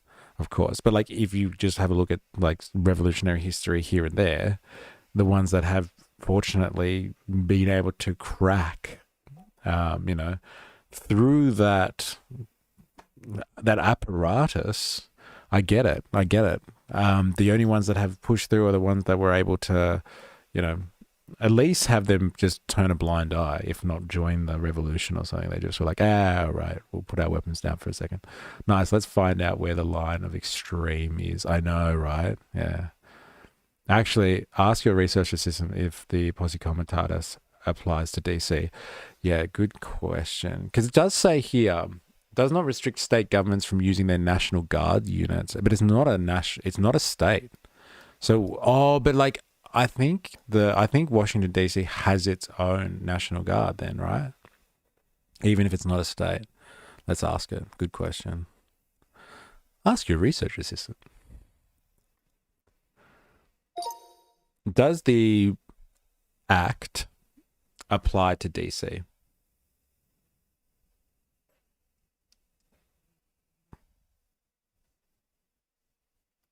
Washington DC is a special case because it's not a state. However, the Posse Comitatus applies in DC. Yes, it applies to the Army, the Air Force, and Marines in DC. They cannot be used as local police. But unlike the states, DC has no governor who controls a state National Guard. Instead, the president directly controls the DC National Guard. So they have their own National Guard, but there's no governor to control it. And it does it through the Department of Defense. Does that mean that Hegseth is in charge of it then? Is that how it works? That means the president or delegated officials can deploy the DC Guard much more easily than he could employ, say, the California National Guard which is under government control. And it's funny that he uses that example because that's exactly what he did. He went over, what's the name of the governor in California? And was just like, don't worry about it. It's a special situation. I'm taking control here. To send in active duty, key difference in the States, to send in active duty troops, the president generally needs to invoke the Insurrection Act or get congressional authorization. In DC, the president already has direct command of the National Guard, so he can mobilize them without the governor's request. This makes military-style enforcement in DC much more politically, legally feasible. In 2020, during the George Floyd protest, President Trump requested a massive National Guard presence in DC and even had active duty units moved nearby. Legal experts pointed out that while the Posse Comitatus Act limited the use of regular army units inside DC, the president didn't need special authorization to use the National Guard since he already commanded them. So yes, it applies in DC, but the president has unique control over the DC Guard, and he has far more leeway than in the States. Interesting. Mystery, let's be honest. They were angry because the government took away their small snaps. Yes. Side note, the black community must love not being the main focus for once. Yeah, I know. Yeah, especially when it comes to sending in the National Guard, right? And like historically, look at this. Like the reason they created this act was to satisfy Southerners who were targeting blacks who just wanted to vote because they helped win the Civil War for the North. And then you have an example here, the George Floyd protests. They're the excuse for Trump bringing in the National Guard again. Oh my God. You're right. That's a funny call. I still don't understand, like, why is the National Guard okay? Why is the National Guard not considered part of the military? Does that mean that the National Guard can turn its guns on American citizens?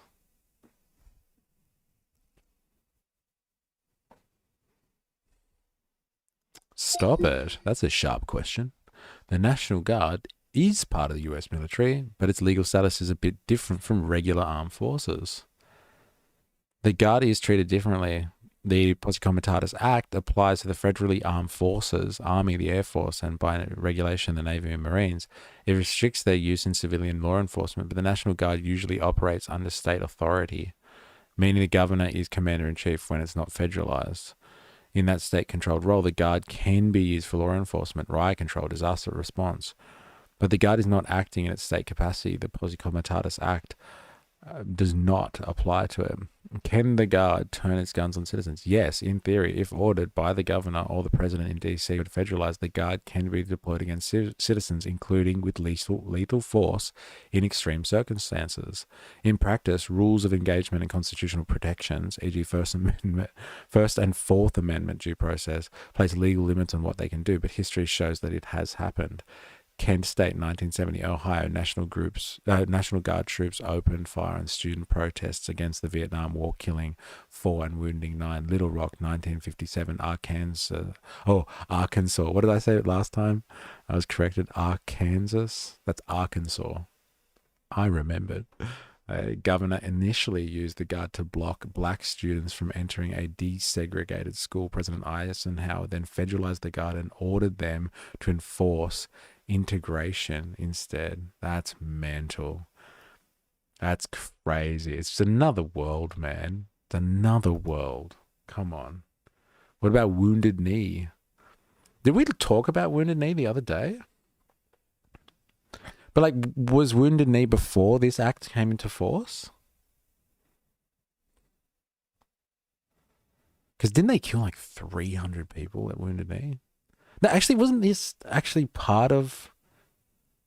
Dude, they are doing this in Lismore now with the homeless from the flood years ago. Local paper just dropped fascist values. Oh, it was 1890. I guess it was after this. And they turned them on. They turned the National Guard on people anyway. Or they turned the military on them anyway. I think it was regular army. Yeah. But they were natives. So, like, obviously the act doesn't mind, especially in those days. They were ruthless. It was the army. Yeah. Man, ruthless. Dude, what are you talking about, IC scheme? They're doing this in Lismore, just like, moving along the homeless people. That's crazy. Well, there's all those celebrities that live around there, right? In those nice areas around that part of northern New South Wales. So you got to move the homeless along. Can't have them sullying the place. Yeah, good question for us. Since there's no governor, the president commands the DC National Guard directly. That gives the federal government more immediate control over whether the troops are deployed. Look, let's ask Jag's question before we go on. What about Wounded Knee? Does it count as turning the army on American citizens? This will be controversial. Yeah, I can see Minzy doing that as well for us, that fucking dog. Yes, the Wounded Knee Massacre is one of the clearest, most tragic examples of the US Army being turned on American citizens. Users surrounded the Lakota Sioux encampment near Wounded Knee, South Dakota. The army had been sent as part of an effort to suppress the ghost dance movement, a native religious and cultural revival that U.S. officials saw as a threat. While soldiers were disarming the Lakota, a shot was fired. Accounts differ by whom. The army then opened fire with rifles and Hotchkiss rapid-fire cannons. Oh my God. 150 to 300 people were killed, many of them women and children. Around 25 US soldiers almost died, mostly from friendly fire. Oh, Jesus. Were they American citizens? Here we go. This is where it gets controversial. This is where the legal history gets complicated. I knew it. Most Native Americans were not yet US citizens. Citizenship was extended later, piecemeal at first, then universally by the Indian Citizenship Act of 1924. There you go. That's like 30 years later. They were wards of the state under federal authority. Man, this is crazy. So, like, it didn't happen. It didn't happen because they weren't citizens. You can't invoke the Comitatus Act. I believe it's pronounced Sioux. Okay, Sioux. Thanks. Lakota Sioux encampment. Endless cycles of exploitation. Well, an ALP premier. Sioux, like the dinosaur. Sioux. Ah, okay, Sioux. Got it. I am above the law. Colonial BS. There is always an enemy of the state. Then retributions later. As manufacturing consent would say, a boogeyman to heck. There it is. Got to have someone to turn your guns against and sway public opinion. At what point were the Australian Aborigines recognised as citizens? Oh man, didn't ask the question. At what point were the Australian Aborigines deemed citizens? I bet you it's later than the Americans. Let's see. Federation, when Australia became the new constitution specifically excluded Aboriginal natives. So that's in 1901. 1948, National Citizen Act created a category of Australian citizen. Aboriginal and Torres Strait Island people were technically included as citizens under this act. 1948! Damn, look at that. Way less progressive than the Americans when it comes to what to do with your native population. Look at that, 1924, killing the Australians on that one. Shameful stuff. And then the Commonwealth Electoral Act Amendment gave them the right to vote after that. It's crazy, man. What a time the 20th century was. Fucking crazy. White Australia has a black history. 1967 is where they constitutionally recognized part of the population and subject to Commonwealth law. But there were citizens before that granted voting rights, but then they were constitutionally recognized as part of the population. So like all distinctions, interesting distinctions, you would have to say. All right, let's get into what has been going. What has Trump been doing?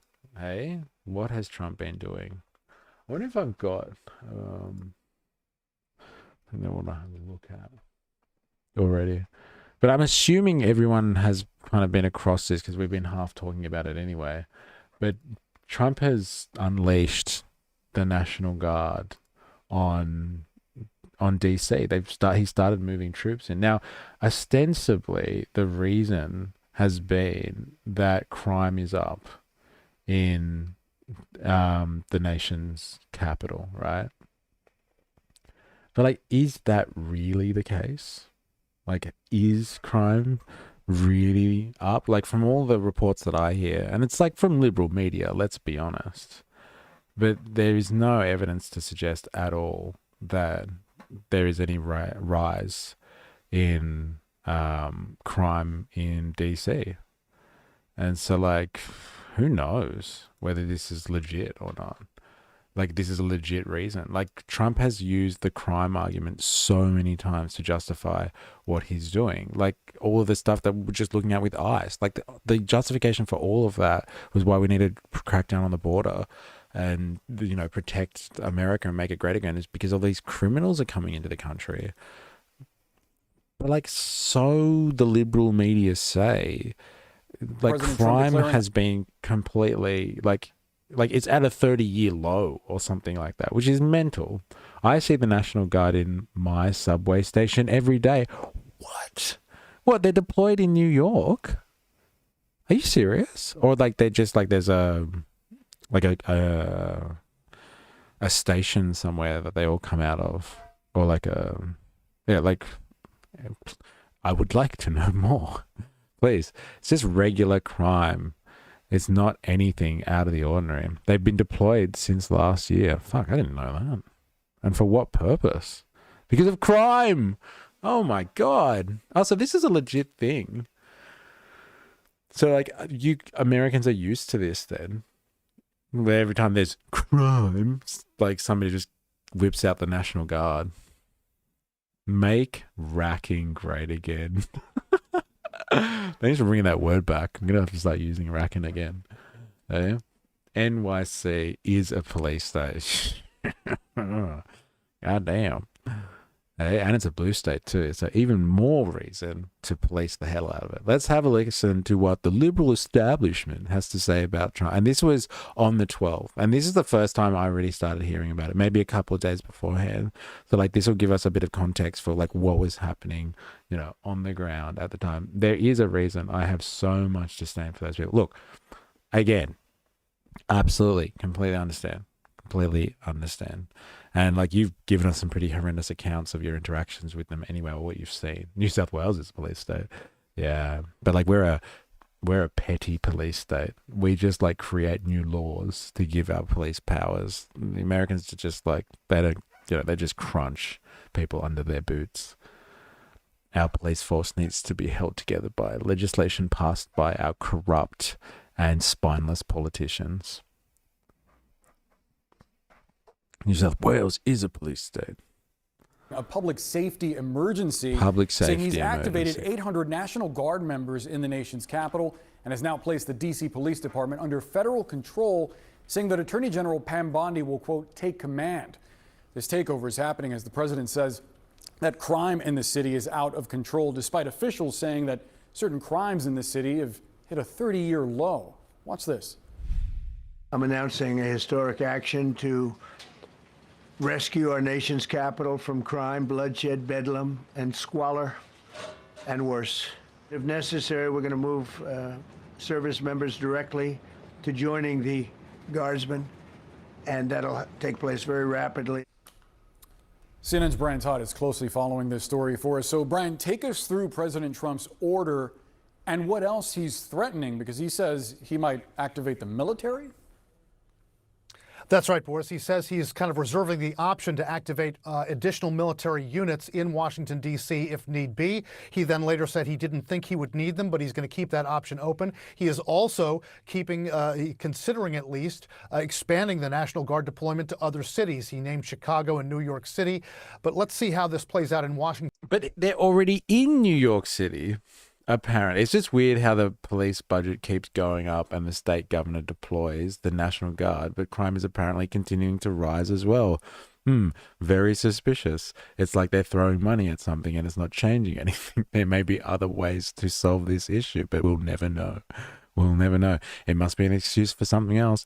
Here it comes. Here comes the authoritarian takeover. Here it is. And that's why, like, in the face of this authoritarian takeover, like, all it takes is for people to say no, refuse to follow orders. That's it. Like, to get there, wow. A lot of stuff has to happen. A lot of atrocities have to happen usually in these historical accounts that I'm referring to. Like, a lot of, basically, women and children have to be caught in crossfire.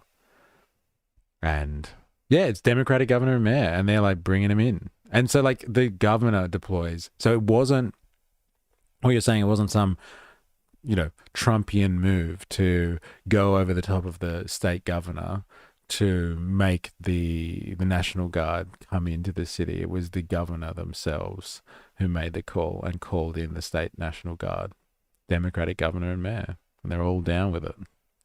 Wonder what Memdani thinks about it. If he gets to the mayoral ticket, what's he gonna do? Yeah, they're equally complicit. Yeah. What will the Democratic Socialists have to say about this one, hey? We know what their position on war should be.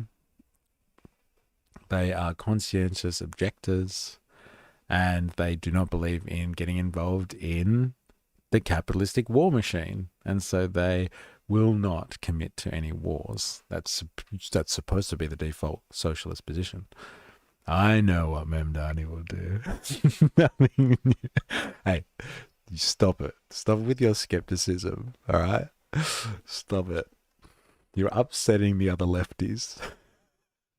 D.C. first. We do have some source reporting from three sources familiar with the matter saying that both the D.C. Mayor Muriel Bowser and the D.C. Metropolitan Police Chief Pamela Smith did not know of President Trump's announcement prior to when he made the announcement. They were caught kind of unaware of this prior to when he made the announcement this morning. As you see the graphic there, the president plans to mobilize some 800 National Guard members. Yeah, and they're putting the DC police under federal control. Like that, the mayor of Washington DC, completely like chopped, right?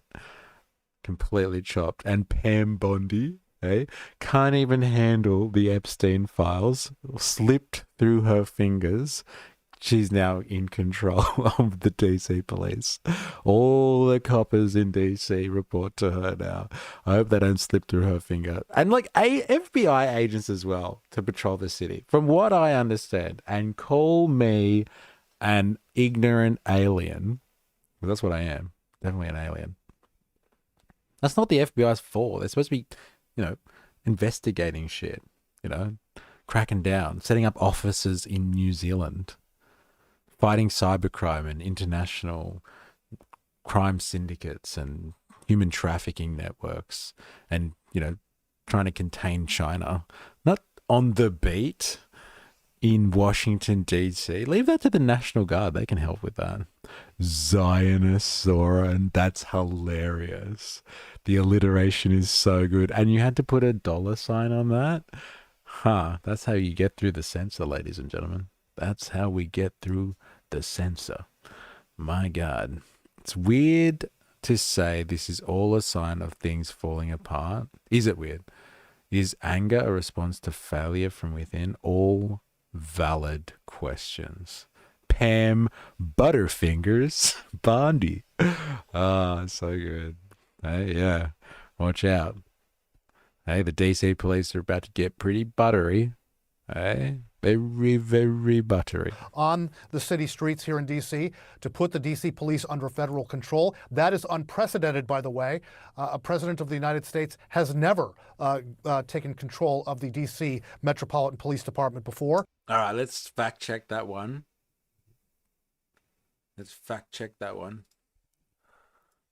I've heard an outrageous claim by the liberal media who have said that there has never been a case where a president has taken control of the DC police.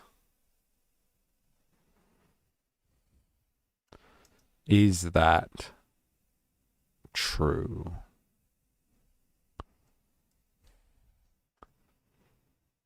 The claim is not accurate. Wait, is that what they said though, the police? Has never federal control. That is on morning. As you see the graphic there, the president plans to mobilize some 800 National Guard members on the city streets here in D.C. to put the D.C. police under federal control. That is unprecedented, by the way. A president of the United States has never taken control of the D.C. Metropolitan Police Department. Well, wait a minute. The claim is not accurate. Presidents do have the authority, and it has been used. Is normally under the authority of the mayor. However, the DC is federal district. Congress gave the president ultimate authority to take control in certain situations. Is the Home Rule Act. The president can federalize the DC police. Has it ever happened? Yes. April 1968, after the assassination of Martin Luther King Jr., riots broke out in DC. President Lyndon B. Johnson invoked his authority, federalized the DC police, and deployed the federal troops. May 1971, during mass anti-Vietnam War protests, President Richard Nixon again assumed control of the DC police operations to coordinate with federal forces. January 6, 2021, during the Capitol attack, there was a debate about control of the DC security forces. President Donald Trump did not personally invoke the direct control of the MPD, but the federal government already had command of the DC National Guard. He had chosen two. He could have taken control as well. That's hilarious, right? Hey, I wonder why it didn't. Hey, Capitol Hill's fine, but you got to get rid of those goddamn homeless people. Hey, they're the worst. Bring in the National Guard, but not for the Capitol Hill situation. Don't worry about that. It is rare and politically explosive. People sometimes claim it's never been done. What they often mean is that it hasn't been done in recent memory or in routine circumstances, but historically presidents have taken over. But like, look at these reasons. After the assassination of Martin Luther King, right? Riots broke out. Look at this one. Mass anti-Vietnam War protests and riots. At the moment, he's just like, got to get rid of the homeless people. They don't look nice on the street. And, you know, rising crime in DC. Rising crime. Come on. Redundant use of word outrageous. That's the only kind of claim they make. That's a good call. Yes, that's so good. You should have been a lawyer. I object. Redundant use of the word outrageous. Everything the liberal media do is an outrageous claim. Objection. Sustained. So good. Fair enough. Stop disrupting the chat, Jerry. You bastard. Before. Also, FBI agents are going to be patrolling with the police department here. That is also a very rare occurrence, according to our sources. It's very rare for FBI agents to patrol with police in a local police in any given city. Already some pushback here in the district from this. But let's first hear from President Trump. I'll get to the pushback in a moment, but here's what President Trump had to say about what he hopes the police could do in the city. I wonder. See, they fight back until you knock the hell out of them, because it's the only language they understand. You can see they want to get at it. And they're standing there and people are... it sounds like he's talking about a weigh-in at some championship fight or something like that. But he's talking about deploying the National Guard in the Capitol. It's fucking hilarious. They just want to get at it. You don't want to see? Hey, you know, sometimes you just got to let him go. Let him fight him out. Hey, the National Guard, they'll take away the homeless people. Let them fight. You can see they want to get at it. and they're standing there and people are spitting in their face and they're not allowed to do anything. But now they are allowed to do whatever the hell they want. Whatever the hell they want. So good, man. Coming from the biggest cat. Oh, want somebody think of the capital shill. Oh my god. Yeah. His one redeeming quality is his fucking gold material, man. He is absolute gold. That was funny. That's like, that was a good, concise little audio bite.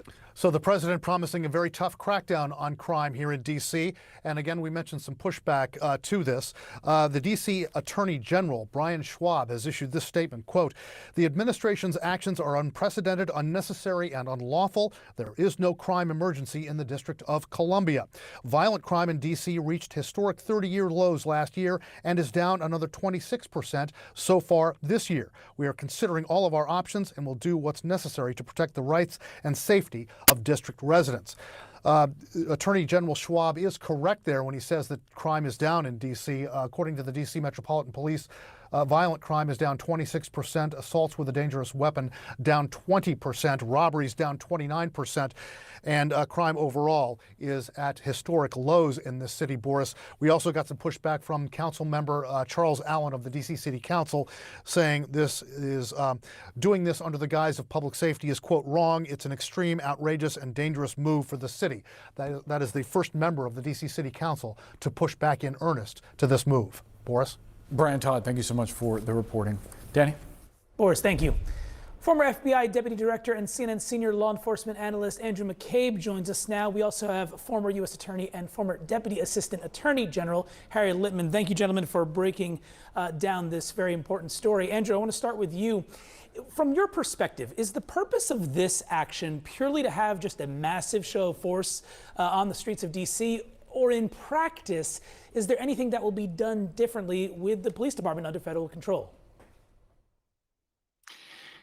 Well, I mean, it's hard to say exactly what the purpose is, right? So we know what the ostensible purpose is, the facts that, or the, I don't want to even call them facts, the information that the president cited during his press conference, which of course included comparing DC to places like Baghdad and Bogota, Colombia, where we have no accurate reporting about what their crime statistics are.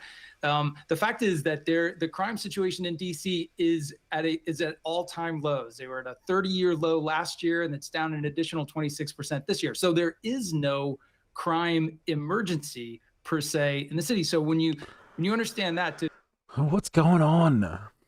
If it's legit that there is no crime emergency, what the hell is this about? Come on.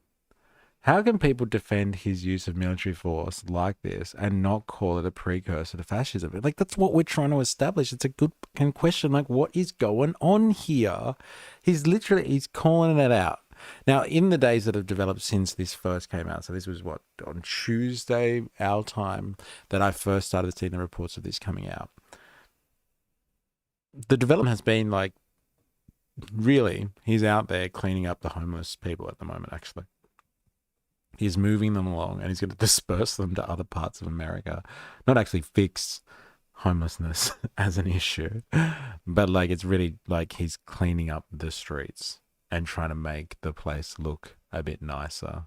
I guess so when he has world leaders over and his friends, they can at least, waltz around in a pleasant looking DC. But what's the real reason behind this then? Is this not just look, in history, it's just so obvious. Like if this was happening in Turkey or something like that, yeah? Or in China, right? China. And they were marching troops on the capital. They were marching troops into Beijing. Xi Jinping decided he was going to march the PLA into Beijing. People be like, yeah, it's obvious that he just wants to be dictator for life. He's just taken over the place. It's happening. Whatever the pretense is, he's marched in people. And that would be an objective take on this for anyone else outside, I think, of the Western world, because we have this veil or this indoctrinated, Pavlovian response to be like, yeah, well, there must be an explanation for this, right? Right? People wouldn't just do that. There must be a good reason. We're all scratching around, scratching our heads for it. And the fact that this is happening at the Capitol, it's like a military takeover. Bingo. Like history. We have seen this before. But it's not unprecedented in the sense that it's never been done before. But it does seem that it's unprecedented in the sense that the reasoning is flimsy as fuck. Like, there were no riots going on. And when there were riots going on, like, literally, people stormed the Capitol. They actually stormed Congress. No need to take over the police. No need. Like, the National Guard was already there, but they weren't called upon. To try to divine what the purpose is of this deployment of National Guard assets, what this reallocation of things like FBI agent resources to patrol the streets of DC, it really it raises some important questions. Like, what is it? Why this production? Why this kind of Potemkin village of criminal intervention in a city? What is this designed to distract us from? I don't know that I can answer that for you here, but in effect, taking a federal official and simply calling him the head of the Metropolitan Police Department changes nothing within the Metropolitan Police Department. Those sworn officers are the only people who are legally authorized to enforce the law outside of the federal properties in DC. Most of DC is not federal property.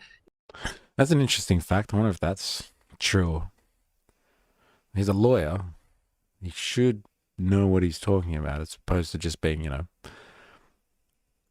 sensationalist media type. If the National Guard and the FBI are deployed, are they only allowed to enforce the law, or is their jurisdiction limited only to federal property? Or can they be given special powers to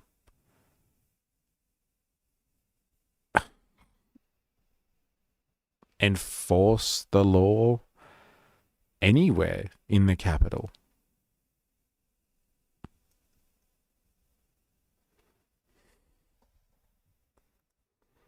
The FBI is a federal law enforcement agency. Its jurisdiction is nationwide, including DC. By default, it enforces the law only terrorism, espionage, corruption, organized crime interstate. DC, it can operate anywhere in the city, not just on federal property. So as long as the case involves a federal crime, the FBI does not act as a general local police force. If they did, it would require a special legal mandate. So it's only if it's a federal issue. The National Guard depends on the status, the state mayor's control. In the states, governors can use the Guard for law enforcement anywhere in the state. In DC, the role is held by the president. Since DC has no governor, the Guard can be ordered to enforce laws throughout the city, not just federal property. Federalized Title 10 status. If the president brings them under federal control, then the posse comitatus limits apply. They generally can't do civilian law enforcement unless the president invokes the Insurrection Act. If that happens, the Guard can enforce the law across the entire city. Curfews, riots, controls. Here it is, man. Here it is. You want to know what this is really about? You start deploying the National Guard and you start saying that, like, people are going nuts, right, because of ICE raids and stuff. And, like, people start protesting and getting more and more, agitated, let's say. You call in this Insurrection Act and everything changes, man. You can call in martial law. You can call in curfews and riot controls and start arresting people using National Guard. That's where this thing is going. That's where I just want to rag on the president, YouTube. Well, yeah, because he kind of made it out like they have no status, I guess. They have no, but like, that's not true. They can do this. At the moment, they can't, though, it would seem. FBI can enforce federal law anywhere, but it's federal law only. They can't just act like local cops. Hey, why didn't you cross at the intersection? You can't do anything. It's not federal law, asshole. National Guard can enforce the law across the city if under presidential orders, especially if the Insurrection Act is invoked. Interesting. Seeing the government ads on WWE is wild. I've not seen that. I'm getting CC'd nonstop. I've had to reword my WWE joke 5 times and it still won't get through.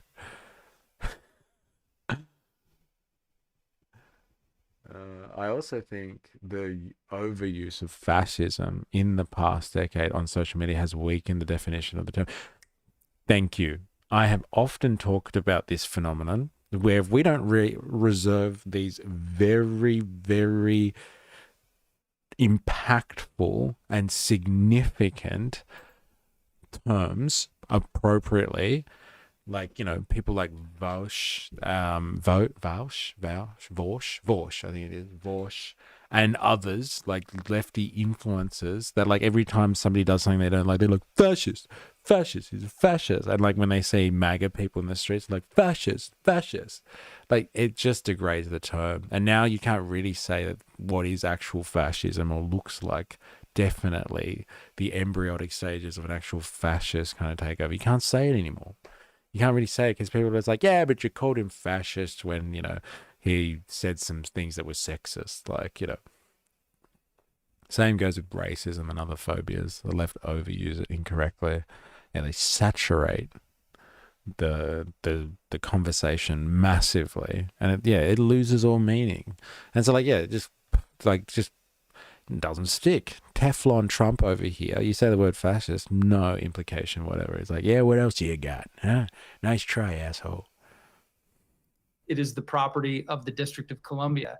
And I should also say, to deprive the people, the citizens of the District of Columbia, of the representatives who they elected. They elect a mayor, they elect a city council, they are entitled to hold those folks responsible for the crime situation and every other situation in DC.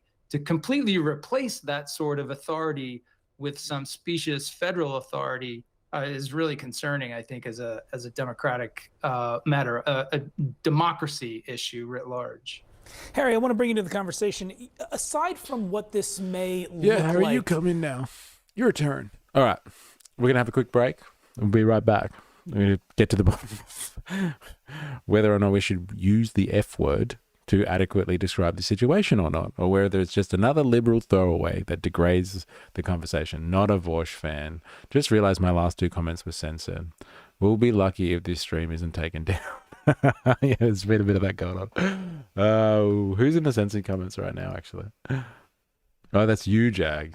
You naughty man, you. San Francisco and Portland, both major Democrat cities, have openly said they purchase bus tickets to send their homeless people out of town. I've heard of this. But I thought they were sending them to San Francisco, though. And there were certain areas that were sending, like Republican places or cities or whatever, like, were sending their homeless people up to like places like Portland and San Francisco, and they're like, there's like this weird circulation of like buses that just go around the country just dropping homeless people off here and there and everywhere as they try and clean up their cities and then just get dumped again. Presidents have invoked the Insurrection Act to intervene in labor disputes. Whoa, bus therapy. Agreed, Vojda. It's been a problem for 10 years now. Bus therapy, that's hilarious.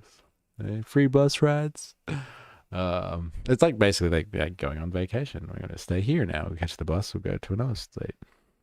All right, we will be back in a couple minutes. Hold tight.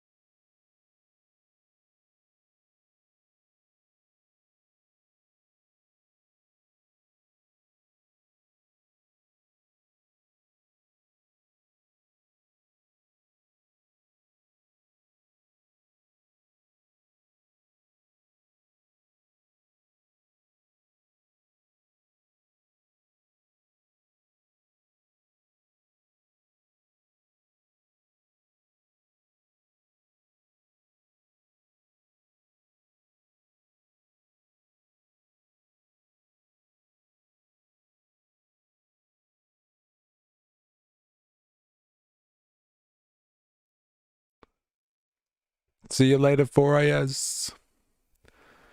Good luck. Hope you get to enjoy your weekend and are free from the clutches of capital. Dun, dun, dun. All right. Let's see what gentleman number 2, the other man with the tie, has to say about this situation. I wonder what Sky News has to say about this situation, actually. Fuck, that's where we're going. We're going to go there. On the ground today or tomorrow in D.C. It seems like the thing that actually also caught a lot of people's attention, and Brian Todd just mentioned it, was this warning that President Trump basically said that this sort of action might come to other cities across the country. What do you make of that? Did that say curfew on it? Juvenile curfew? What the hell's that?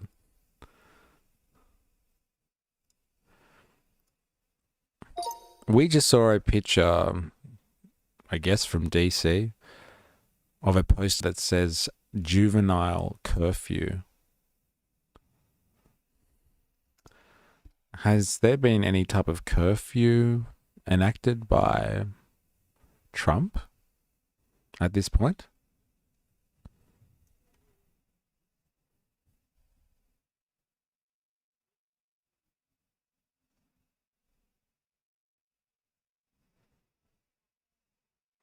Juvenile is almost certainly posted under the DC local law, not by federal order. Cities often enact curfews for minors during protests.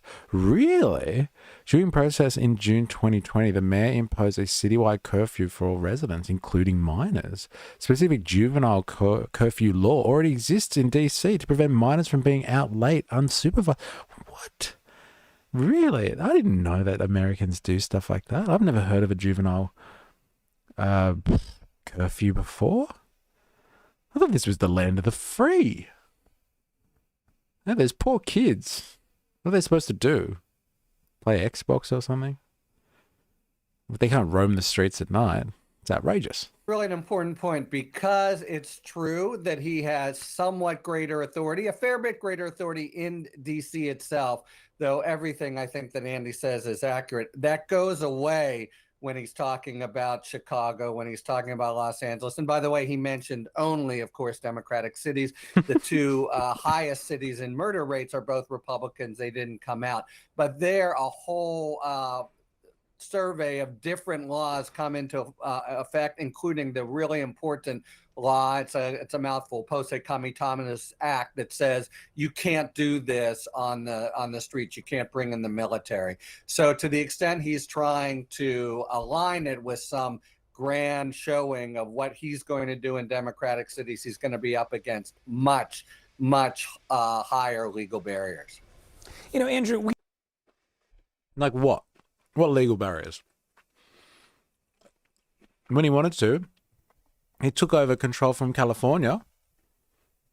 He did it straight away. The governor didn't like it. I think it's Governor Newsom, I want to say. Yeah, didn't like it, but he couldn't do anything about it. What does he think that's going to happen when it comes to Chicago? Or any of the other blue cities that are out there? I don't think so, man. I have a hilarious story about running from the cops because we were out after. Holy shit, this is real? Like, honestly, kids have curfews in the States. Like, it must be only under special circumstances, right? No way. Running from the cops because you were out after curfew. That's so good. Skateboarding is not a crime. Yes. Sounds like a satanic panic. Back. Who are we invading now? In this stream, we are now invading the fact that, like, the National Guard is being unleashed on the state's capital. Could you imagine that, Squeeb? If, I don't know, Albo went a bit, you know, and then started calling in the troops into Canberra for some reason, like, far out. What is this curfew thing? Like, that's what I want to know. This is mental. ICE will send them home otherwise. Jeez. Oh, kids in the US have to go home when the street lights turn on. Is this legit? This can't be right. Governor New Scum. Savage. Military can always send unused equipment. Like, it differs between states, but it was like 11 or 12 if you're under 17. But like, under special circumstances, right? Not just generally. That's crazy. That's crazy. I'm pretty sure kids are protected under the UN Charter of Rights, and they're supposed to have the same rights to assemble and have freedoms every night. Yeah, that is weird as an Australian. That is really weird. I used to have friends that were out in the streets all the time, just walking around the place. I'm like, don't you have to sleep? Go home. American police have access to some very advanced gear, effectively SWAT in any other country. That's mental. I can't get over this curfew thing. You learn something every day, and despite all the other fun facts we learned today, that one's the greatest. American children are subject to curfew. Yet the SEPOs call us out for concentration camps, the SEPOs. I know some families are strict, but this is a government thing. Yeah, I thought that'd be up to the individual. Talk about state overreach. I would be appalled as an American, a free citizen, to have the government telling me what I can and can't do with my kids. If I want them to be out on the street after 12, they have the right. Okay, this is not about me being a shitty parent. If they want to roam the streets, they should be roaming the streets. We hated it. There you go. All right. You, bit of a rebel, Jag. Can I just say, you got a reputation in this stream now. Watch out. We heard pushback, as Brian Todd reported, just after the announcement came, but there wasn't as much pushback from, say, the DC mayor leading up to this. I'm curious if there's anything in particular about this again, going into practice that worries you, especially if we might potentially see American citizens in any sort of confrontation with, say, FBI agents or National Guard members? Yeah, there's a lot that worries me about this. First of all, it's hard to explain the lack of pushback by DC authorities right now. I suspect they're probably trying to get their heads around this entire thing because it's absolutely so bizarre. Apparently, they had no notice of it. There is also the matter of congressional funding, which basically.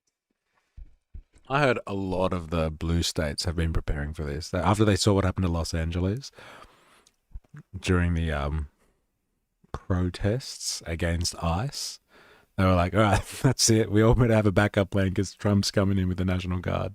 That's it. It's all over. Geneva Convention. You ever heard of that? I'm tripping on it. Well, Australia a few months back put a curfew out. Really? Did we? Oh, it was in the NT to stop the youth robbing stores. Yeah, well, hey, there's two worlds in Australia. And we still treat our Indigenous populations very differently, don't we? How can you rock roofs and rack if you can't be out at night? Yeah, I know every 13-year-old needs to be doing that. It's part of life. Hey, grab and dash. How do you do that? The servo. If you can't be out past 11 or 12. Outrageous. Outrageous. That's character building stuff, that is. Outrageous. Took away $1 billion. All right, I want to finish with this one. I want to see some actual footage. I think I've found some footage somewhere of what's been going on with people's reactions in DC to this. I saw some footage of someone throwing a Subway sandwich, I think it was at a National Guard member or person, and they had to officially talk to him. It's another CNN one. Oh, whatever. Let's go with the liberal establishment, shall we? I want to see the footage of let's see if I can find the fucking man throws sandwich at National Guard. Yes, is it the one? DC man charged with throwing at a CPB officer. What does CPB mean? Is it like some type of border protection something? Something border protection. Is this the one? Is this the guy? Sandwich attack. I love it. So good. Americans. This guy's a goddamn fucking hero. He's like our Egg Boy, if anyone remembers Egg Boy. Man uses sandwich to attack federal officer in amid DC crime crackdown. So good, man. This is direct action. You want to know like the different levels of stuff that you can do? This is direct action, ladies and gentlemen. Take note. You want to fight back against the law enforcement? Start throwing fucking sandwiches at these pricks. 100% mystery. We still treat them wrong. Yeah, it feels the only place that we can be semi-resemble what's happening in the US. All right, let's have a look at this one. Whoa, he's pissed off. Look how loud that is. I have to turn that down.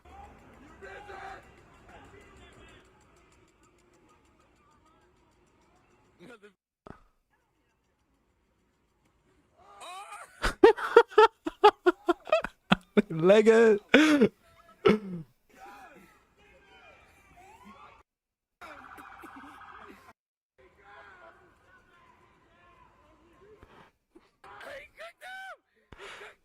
He cooked him. Sandwich attack. DOJ employee charged in Subway sandwich attack. Subway sandwich. I bet you this was a plant by Subway. This was a fucking plant for sure, man. Yeah, and look at the publicity they're going to get off this. People are going to start protesting using Subway. Subway sales are going to go through the roof. Carnegie, boy, what a lad. What a lad. Here in Washington, D.C., this comes after President Trump's decision to federalize the police force in Washington, D.C., but this is already causing some community outrage. Watch. The people are pissed off. Agitated.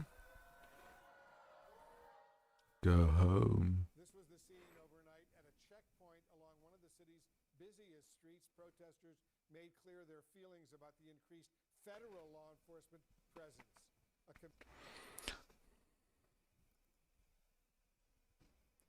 The hell's a checkpoint?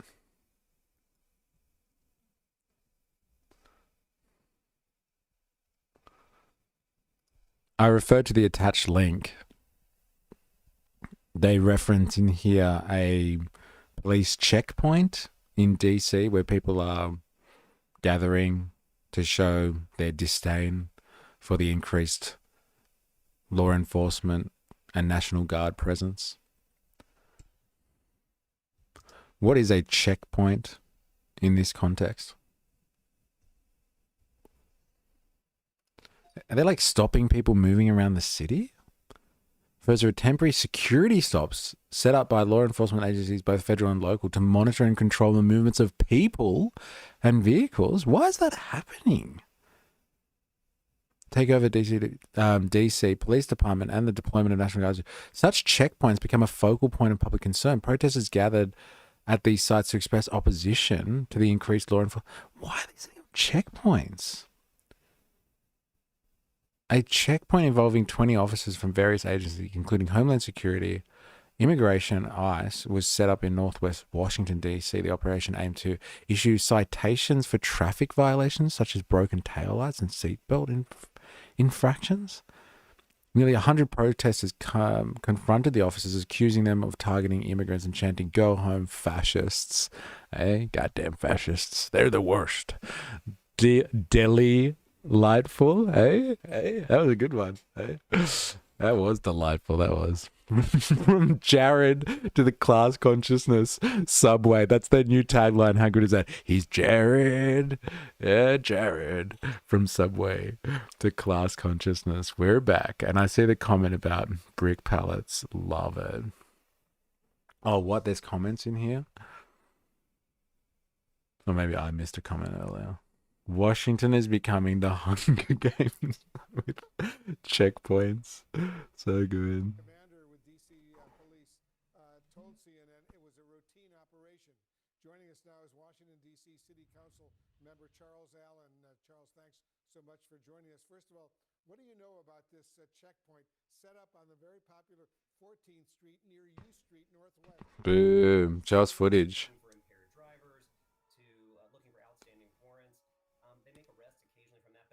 Constitutional and legal, and we haven't had protests around those because they're largely effective. It's also where community policing takes place, MPD will even look to check and make sure someone's car seat is installed correctly. So those have been standard for the last several years. They've had good effect around getting at dangerous drivers. What's different is now you've got all these federal law enforcement folks.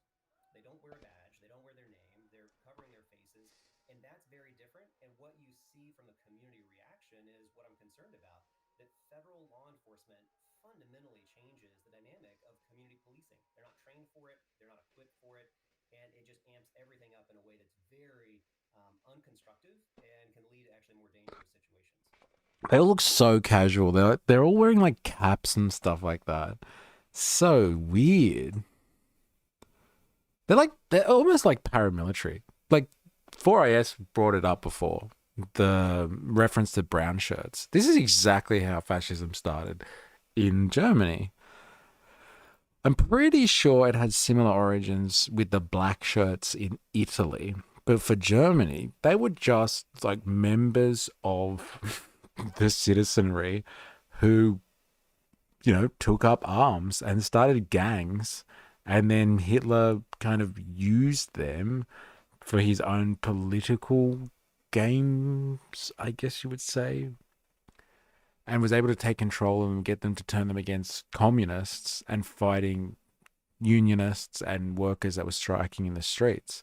But this is similar. I know they got the police symbol on them, but they just look like they're in casual tactical gear with their favorite baseball. Yeah, it's like Proud Boys and Patriot Front. Yes. Paramilitary. Exactly. Even CNN gets censored on these streams. Silence the media. President Trump just a little while ago said crime here in Washington, D.C. is, quote, totally out of control. His words, I'm quoting once again, worse than ever. What's your response to that? Well, we need to be able to call out the lie where it is, and that's just simply not true. He continues to say it, but...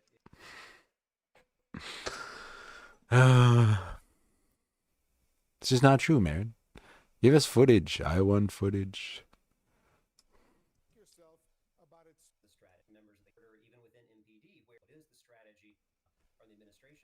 Oh, the FBI agents are out. There you go. Just walking around the streets. There's a lot of luster that we'll see from behind a podium or in front of a camera from the administration, but we're not seeing an actual coordinated strategy or, frankly, the willingness to come in as partners. And that's the problem, because there are a number of ways the federal government could come in as a partner, and that could actually be a good thing, but we're not seeing that. I want to play something for you, Councilman, and get your response. Subway sandwich about this big. And then he took a Subway sandwich about this big, took it and threw it at the officer. He thought it was funny. Well, he doesn't think it's funny today because we charged him with a felony, assault on a police officer.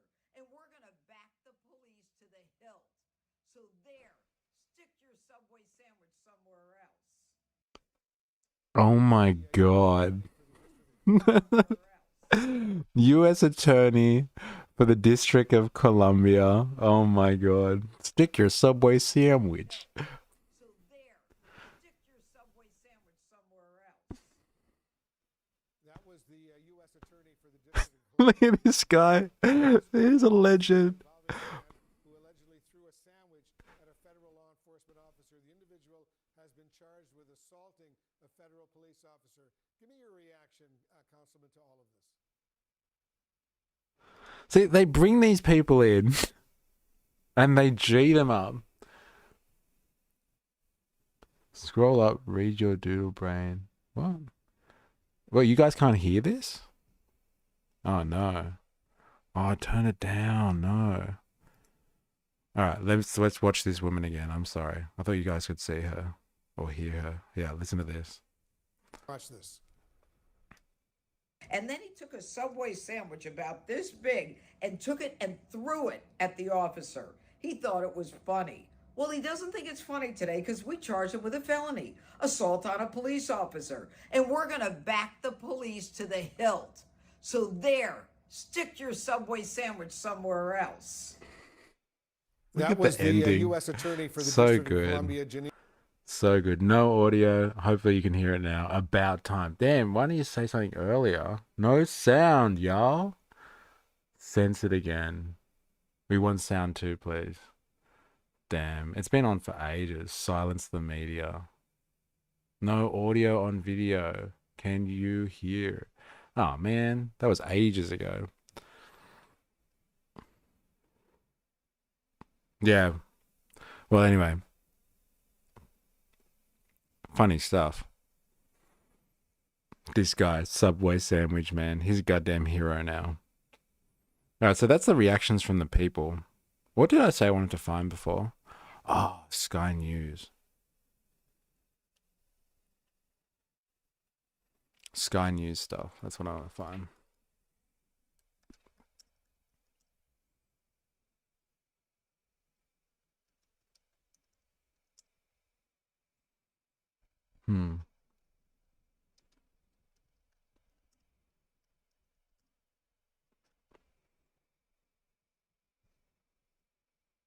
Whew.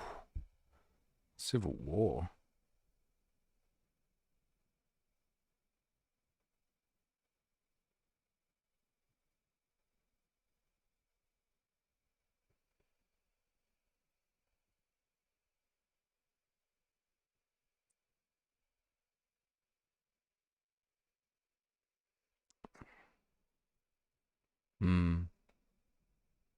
Don't know if I want to watch that long of Sky News. Let's just look at a smaller one then.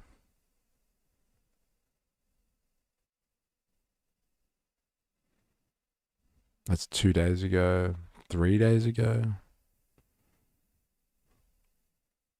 Yeah, let's pick this one.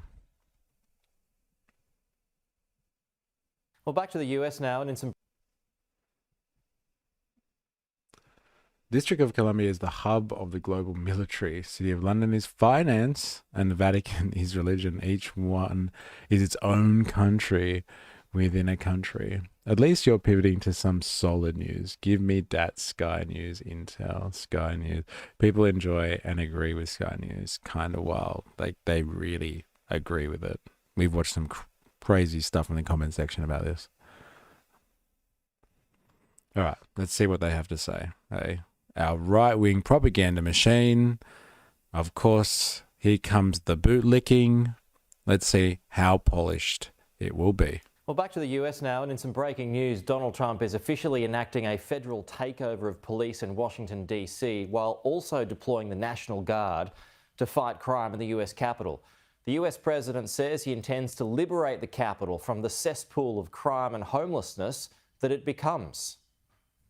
President Trump says it's Liberation Day in D.C. We are taking our Capitol back, and announced the federal government is taking control of the local police force and deploying the National Guard. The murder rate in Washington today is higher than that of Bogota, Colombia, Mexico City, some of the places that you hear about as being the worst places on earth. The federal oversight comes as the district is struggling to manage a rise in youth crime.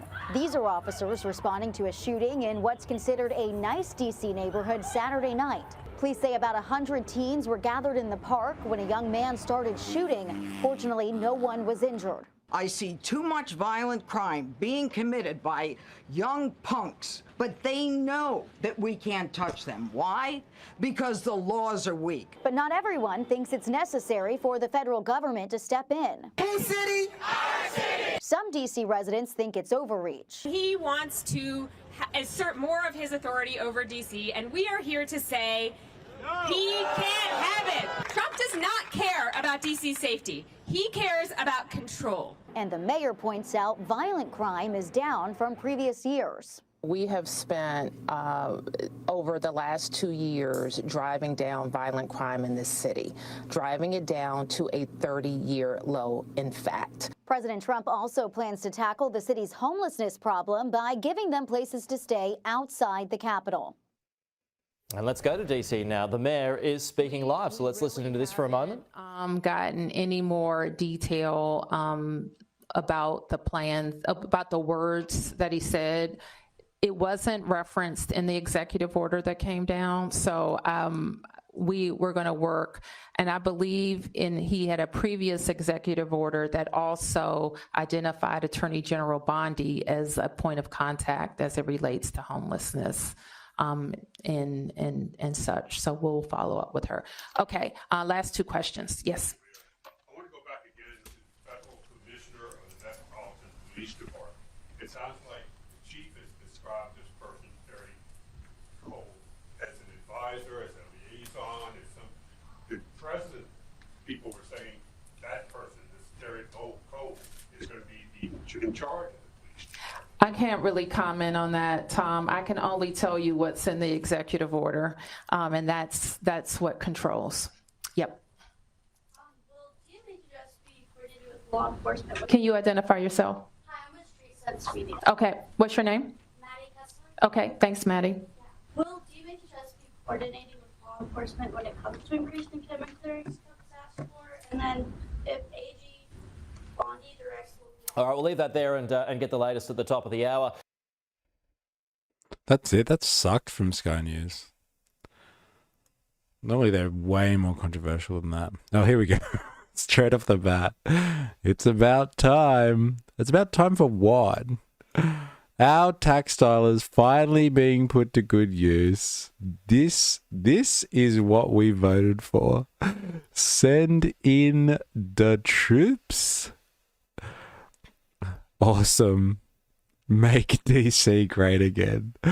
I wonder if any of these comments are like ironic or they're all legit. Law and order. Maybe the parents should be charged for the actions of their children. I thought they had curfew. What are these kids hanging out in the park for, shooting each other? Maybe the parents should be charged with the action of their kids. Or maybe stop complaining and start being a responsible parent. President Trump wouldn't have to do it if Mayor Bowser and her police chief had a grip on crime there. Yeah, it's about time. Yep, the sheriff is now back in town, and it's all going to be fine once again. Thank goodness. DC is an out-of-control mess on so many fronts. Finally fighting real crime. The man with guts had to be done. The chief of police was just caught keeping the crime numbers low. So it's all a conspiracy. Remember that, ladies and gentlemen. It's all a conspiracy. Anything to distract people from the files. Who is the Oompa Loompa district attorney? Yeah, I know, right? She's got attitude. And she's upset with the man who threw the Subway sandwich. Homelessness is a crime because we live in a meritocracy. Yeah, actually. It does filter down like that, doesn't it? Huh. I was going to ask if she had a growth disorder. I'm glad Jake picked up on that.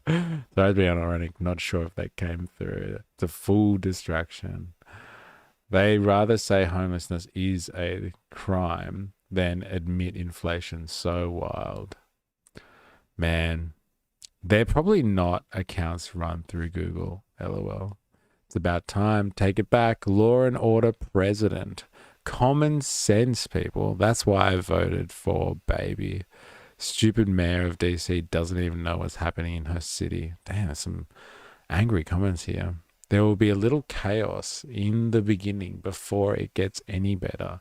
It's expected. We need a Donald Trump in Australia. There it is. You've heard it here, ladies and gentlemen. I know you'd vote for that. Hey, wouldn't you? Icy Skeen. Come on. Hey, you too, Jerry Poppins. Squeeb. You go for an Australian Donald Trump. I think we just actually had our weak attempt at a Donald Trump. Peter Dutton just get flawed. Absolutely flawed. Hey? If they want to fight crime, then start at 1600 Pennsylvania Avenue. I'm not going to look that up, but I'm assuming it's a prominent place. Maybe somewhere like the White House. I don't know. Bait. It's not bait. I'm serious. Next New York and California. I'm cool with that. Thank you, President Trump. Let's go. That's my president. MAGA all day and night, even when the kids are under curfew. That's what we do. Put parents of these underage children in prison, and maybe they'll start making kids respect our laws. That's right. Put the parents in prison, and then the kids will stay at home. I'm sure they will.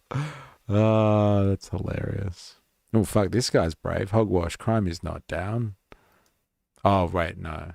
Interesting.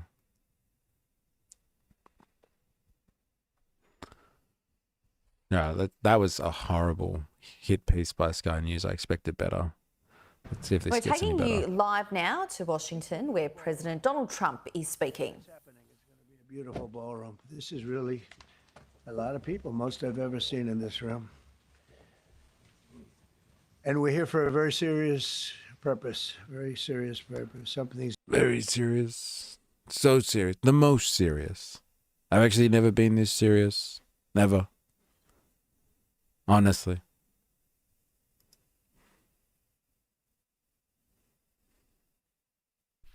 The left-wing media are Here we melting. go. Here we go. This is what we want. Just to get you into the weekend. All right? Ready? The left-wing media are melting down Look at this guy's head. All right? He suits Sky News. about Donald Trump's plan to send the National Guard in to Washington, D.C., and they're making the exact same mistakes they always do. Let's take a look. After an alleged brutal assault in Washington, D.C. shook the country last week. I mean, just take a look at that photo. 2 juveniles arrested in bloody DC attack on... This is the guy, the Doge worker known as Big Balls. This is what sparked it all, apparently. Do you guys know about Big Balls? So do you remember that crack team of incredibly young people that Elon Musk said were all geniuses, and they were going to work with Doge to help clean up the entirety of the American public service, and they were going to save $2 trillion. Remember how that all failed? Well, one of those incredibly gifted and talented children was called Big Balls. His name, obviously his online name, but that's his name. So that you had kids with names like pseudonyms like Big Balls that were supposed to clean up the entirety of the public service, and they were going to help rein in like $2 trillion worth of savings. And this guy, so Doge Man, is the one that's caught up in the violence. And then the next day, Trump comes out swinging and wants to basically put DC under control of the National Guard. Donald Trump announced he was going to send the National Guard in to the nation's capital to restore order. I'm announcing a historic action to and rapid take our capital back. We're taking it back. That is a massive and rapid escalation of an issue. And the American people, particularly those in Washington, D.C., deserve a lot of answers and a lot of clarity about what this all precisely means. Trump had all the emotional language nailed about the move, deteriorating crime, taking back control of a city, but he was light on the very specific details you need when discussing major changes to law enforcement. So when Trump says this... In addition, I'm deploying the National Guard to help reestablish law, order, and public safety in Washington, D.C., and they're going to be allowed to do their job properly.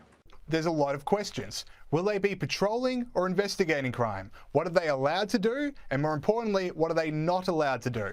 Now, those would have been great questions for the Democrats and the left-wing media to be asking this week, but I hate to shock you with this. I hate to shock you with this. Oh my God. They let their emotions get the better of them. They hate Donald Trump so much that they can never take him at face value. Everything Trump does is seen through a lens of assuming there are ulterior, sinister motives. If you think Trump is secretly plotting to take over the United States and unleash an authoritarian, fascist regime, it's going to poison how you interpret and analyze every story, including this one. One way the left are fighting against this is by saying the crime problem in DC is not as bad as Trump was saying. This is interesting. I want to hear a contrary position to this, because so far all I've ever heard is people saying, nah, crime's at a 30-year low. It's actually down like by a quarter, which is pretty crazy. Nowhere near the crisis that would justify a National Guard takeover. Have a look at this from CNN. But contrary to what the president said today, even in 2023, DC did not have an all-time high in murder. It was way worse during the crack crisis of the 80s and early 90s. And more pressingly, Dana, the president was just flat wrong when he said it's getting worse now, not getting better. Crime in DC, including murder, has fallen sharply since that 2023 spike. It fell in 2024. It's fallen further in 2025. Only 187 murders. Hang the banner. But here's a bigger problem with what he just said. You would have seen in that graph the data is credited. That's a fair point. Only 187 murders. That's a fair point. To the DC Metropolitan Police's figures. But as CNN's Scott Jennings points out, a senior member of the Metropolitan Police was placed on leave just last month for allegedly manipulating data to make it appear as if crime is going down. It's not a safe place, and we can argue about statistics and numbers. There's a police commander right now on suspension because there's some allegation that the statistics have been altered. But we can argue about that all day long. So the data from the police, it might be real, it might be not, but at the moment they are unusable in debate. Until we know the truth about what happened there and we have independent, verified, accurate data about whether or not crime is up or down in Washington, we can't be throwing around statistics from the DC police to support our points. Now, speaking of... Pretty good tactic, man. Hey, just throw in some doubt and then you can move the argument any direction you want. It doesn't actually matter about what's happening anymore materially in terms of moving the National Guard in to DC, like the capital. It doesn't matter about the perception issue. And like, I'm not even the perception issue just for the local community, but I'm talking about like for the world. Like, how does this look, leaders of the free world? Don't worry about it. That one guy probably screwed up all the statistics. They're probably much worse. This one person has so much power, and we can't get to the bottom of that. Of the police, Scott Jennings also pointed out that cops in DC, a group that definitely deserve to be heard in a debate about this, appear to be completely open to Trump's move. I will just point out that the head of the DC Police Union, here's a direct quote, "We completely agree with the president that crime in the District of Columbia is out of control and something needs to be done with it." So it sounds like to me, among the rank and file, the president has some support from the cops for doing this today in Washington. Now, the other way in which the left is attacking Trump on this is by saying that it's part of a plan to secretly install authoritarianism or get Epstein out of the news cycle. Here's a good compilation from MRC Newsbusters. A relatively small crime problem is being used for specific authoritarian purposes. It's about federal overreach. This is a power grab by a president. He has always felt that American cities, especially those with large black populations like Washington, D.C., are crime-ridden. There were lots of people yesterday saying, hey, is this a distraction? Is Trump trying to distract from the Epstein scandal? I think he's trying to move the Epstein story off the front page. A diversion from Donald Trump's relationship with Jeffrey Epstein. Okay, first off on the authoritarianism, are the radical lefts ever going to get sick of being wrong? All right, I've been in the game for a while. I think this marks the 2,458th time a move by Trump has either been fascism or the death of democracy. We just talked about this. America is neither fascist and it is not undemocratic. You'd think after being this consistently wrong, there would be some reluctance to hit the "this is fascism" button, but no, here we are again. So when this isn't a fascist overthrow of the American Capitol, the credibility... I'm not going to tell you why it's not fascist. I'm just going to tell you that it's not fascist. So like this just adds to all the list of the things that they've called fascist that is not fascist. But it's definitely not fascist. Don't ask any more questions. Those media outlets is going to go down even further. And it will go down again next time, even further again.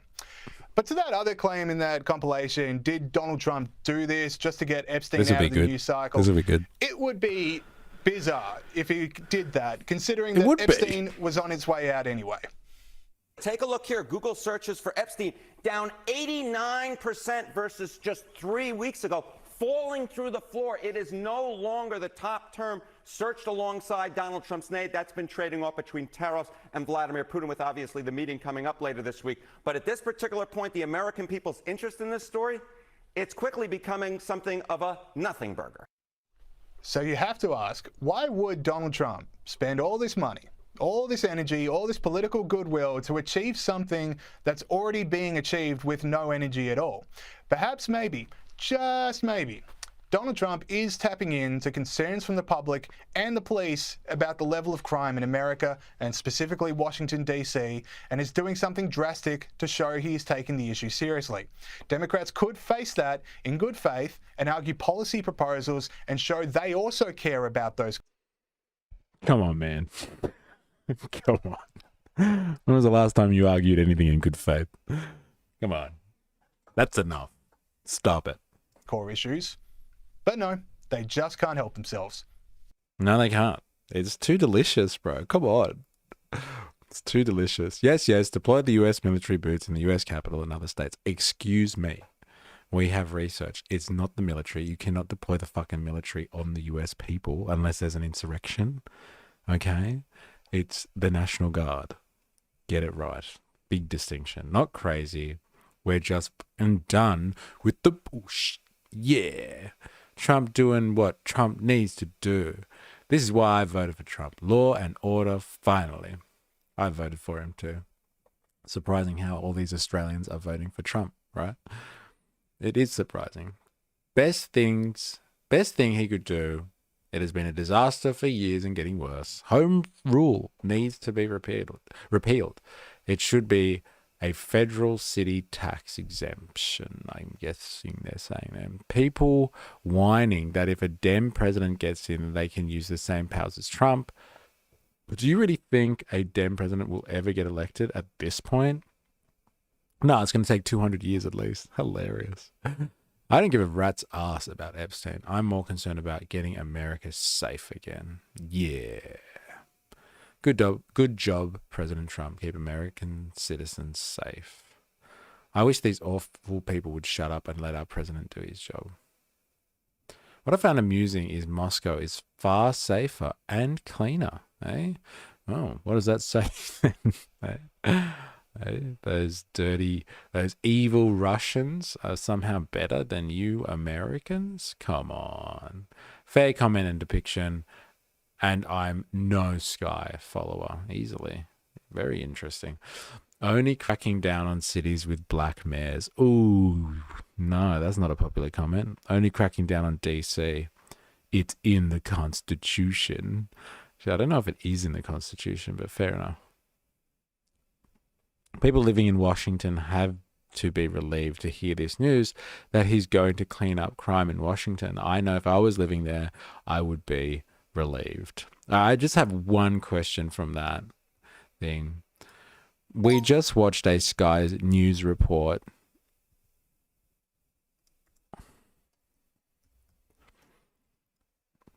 which showed footage of someone arguing that the head of the police union in Washington, D.C. said that they support Trump's statement that crime is out of control in the district. Can you confirm or deny if they support the statement or they support the action of bringing in the National Guard and the FBI and handing over the district police to being federalized?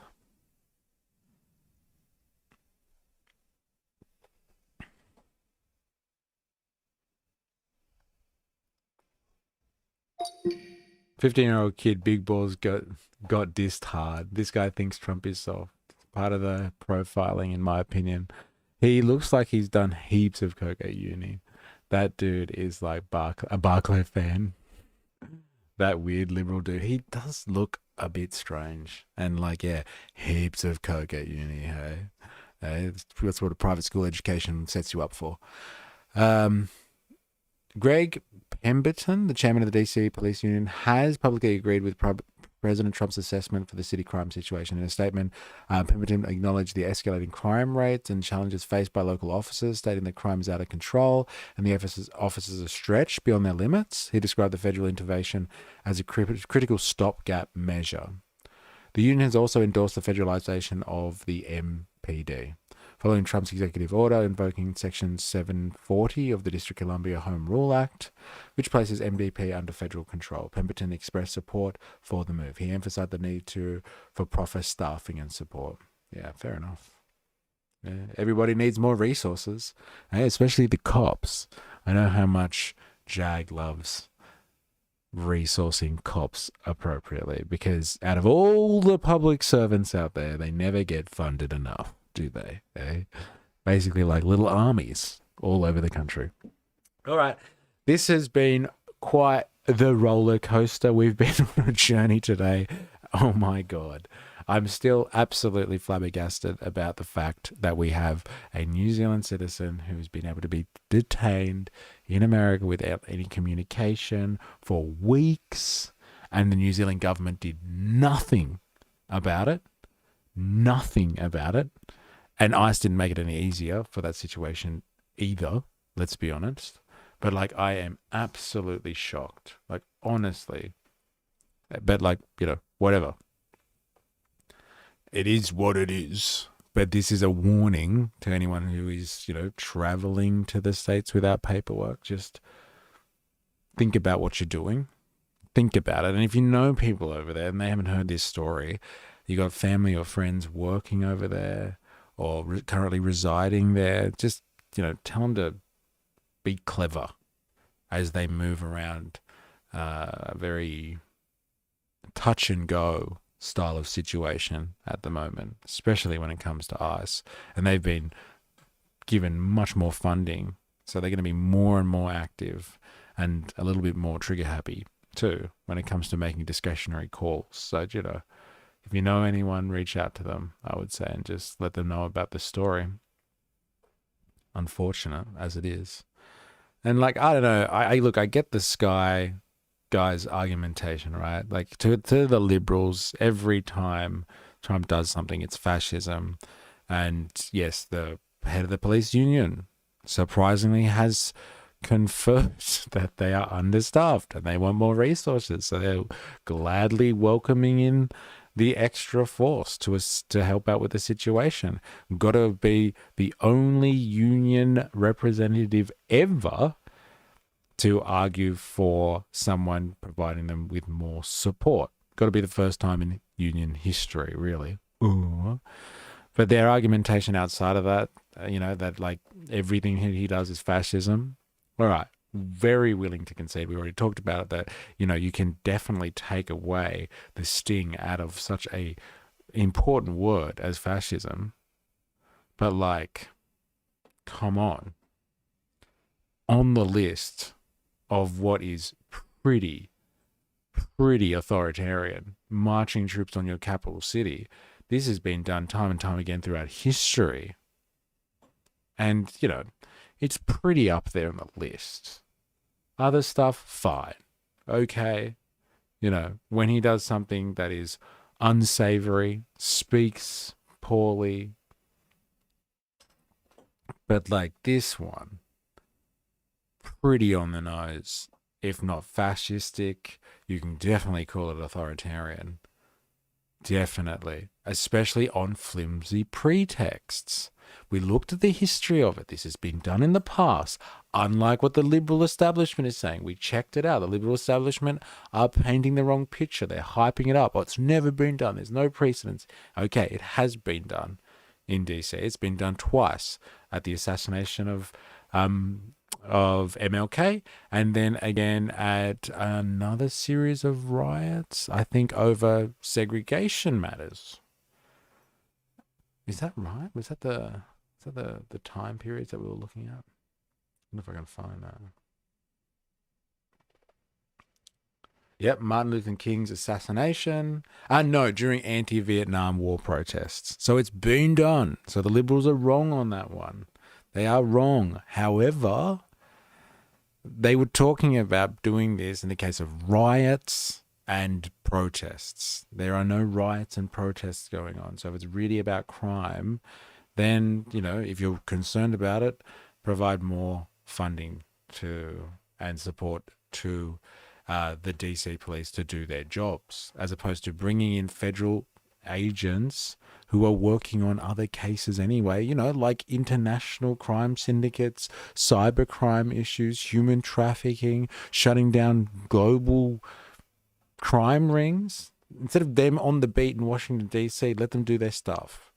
Let them do their Federal Bureau investigation work. It seems like a strange diversion of resources, and again, on very questionable and flimsy pretexts. So it is a fair question or a statement, like, to assess this as a pretty authoritarian measure given that context. But time will tell to see if this was where someone points to in the future and says, hey, remember when that happened? Hey, we should have known. We should have known. But I'll leave that to you, chat. You can decide whether this is the start of some type of authoritarian takeover or not. But yes, thank you, everyone. No travel warning from NZ or Australian government. Here's your fucking travel warning right there. All right. We're going to leave it there. Thank you, everybody who has interacted today. Really appreciate it. They've been lively chats. Squeeb, 89, Jag, our American correspondent, 4IS, Jerry Poppins, scathing calls today. Not distracting at all. Voltateur, David, our other American correspondent, thank you very much. Really appreciate the feedbacks. Cheese Swish, good to have you. Oxy Skeen, nice to have you. Who else have I missed? Anyone? 4AS, I think I said 4AS before. Dilemmas in the house. Good to have you, Voltateur. Did I miss anyone? Yeah, thank you everybody for your interactions. Avalava on the stream chat as well. Late entry from Ben Chesterman. And yeah, Jerry Poppins was on fire today. So congratulations. I don't know who got censored the most.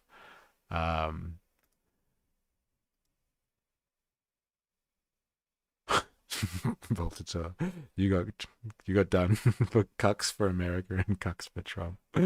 4AS got done a bit. Jag got done as well. So yeah, I don't think we have to spread out the award today for who got censored the most. But, I love Jeff. How could I forget? Right in there. Good weekend. Have a good weekend. Remember to tune into Sky. I'm here to watch a trash fire. Thank you. Good to have you there. Must be a lurking day for you. I think I saw you come up in the chat once. But yeah, thank you everyone. And we'll be back on Monday with some more YouTube. So yes, enjoy your weekend. I hope that capital cannot touch you and you get that freedom in your working week that you deserve. And if you have to work, then I hope you get appropriately compensated and there's some good penalty rates or something on the table for you. Because remember, we in the working class are free on the weekend. It is our goddamn right. It is our class interest. So thank you very much. And until next time, please remember, I am, you are, we are a mystery. See you next week. Cheers.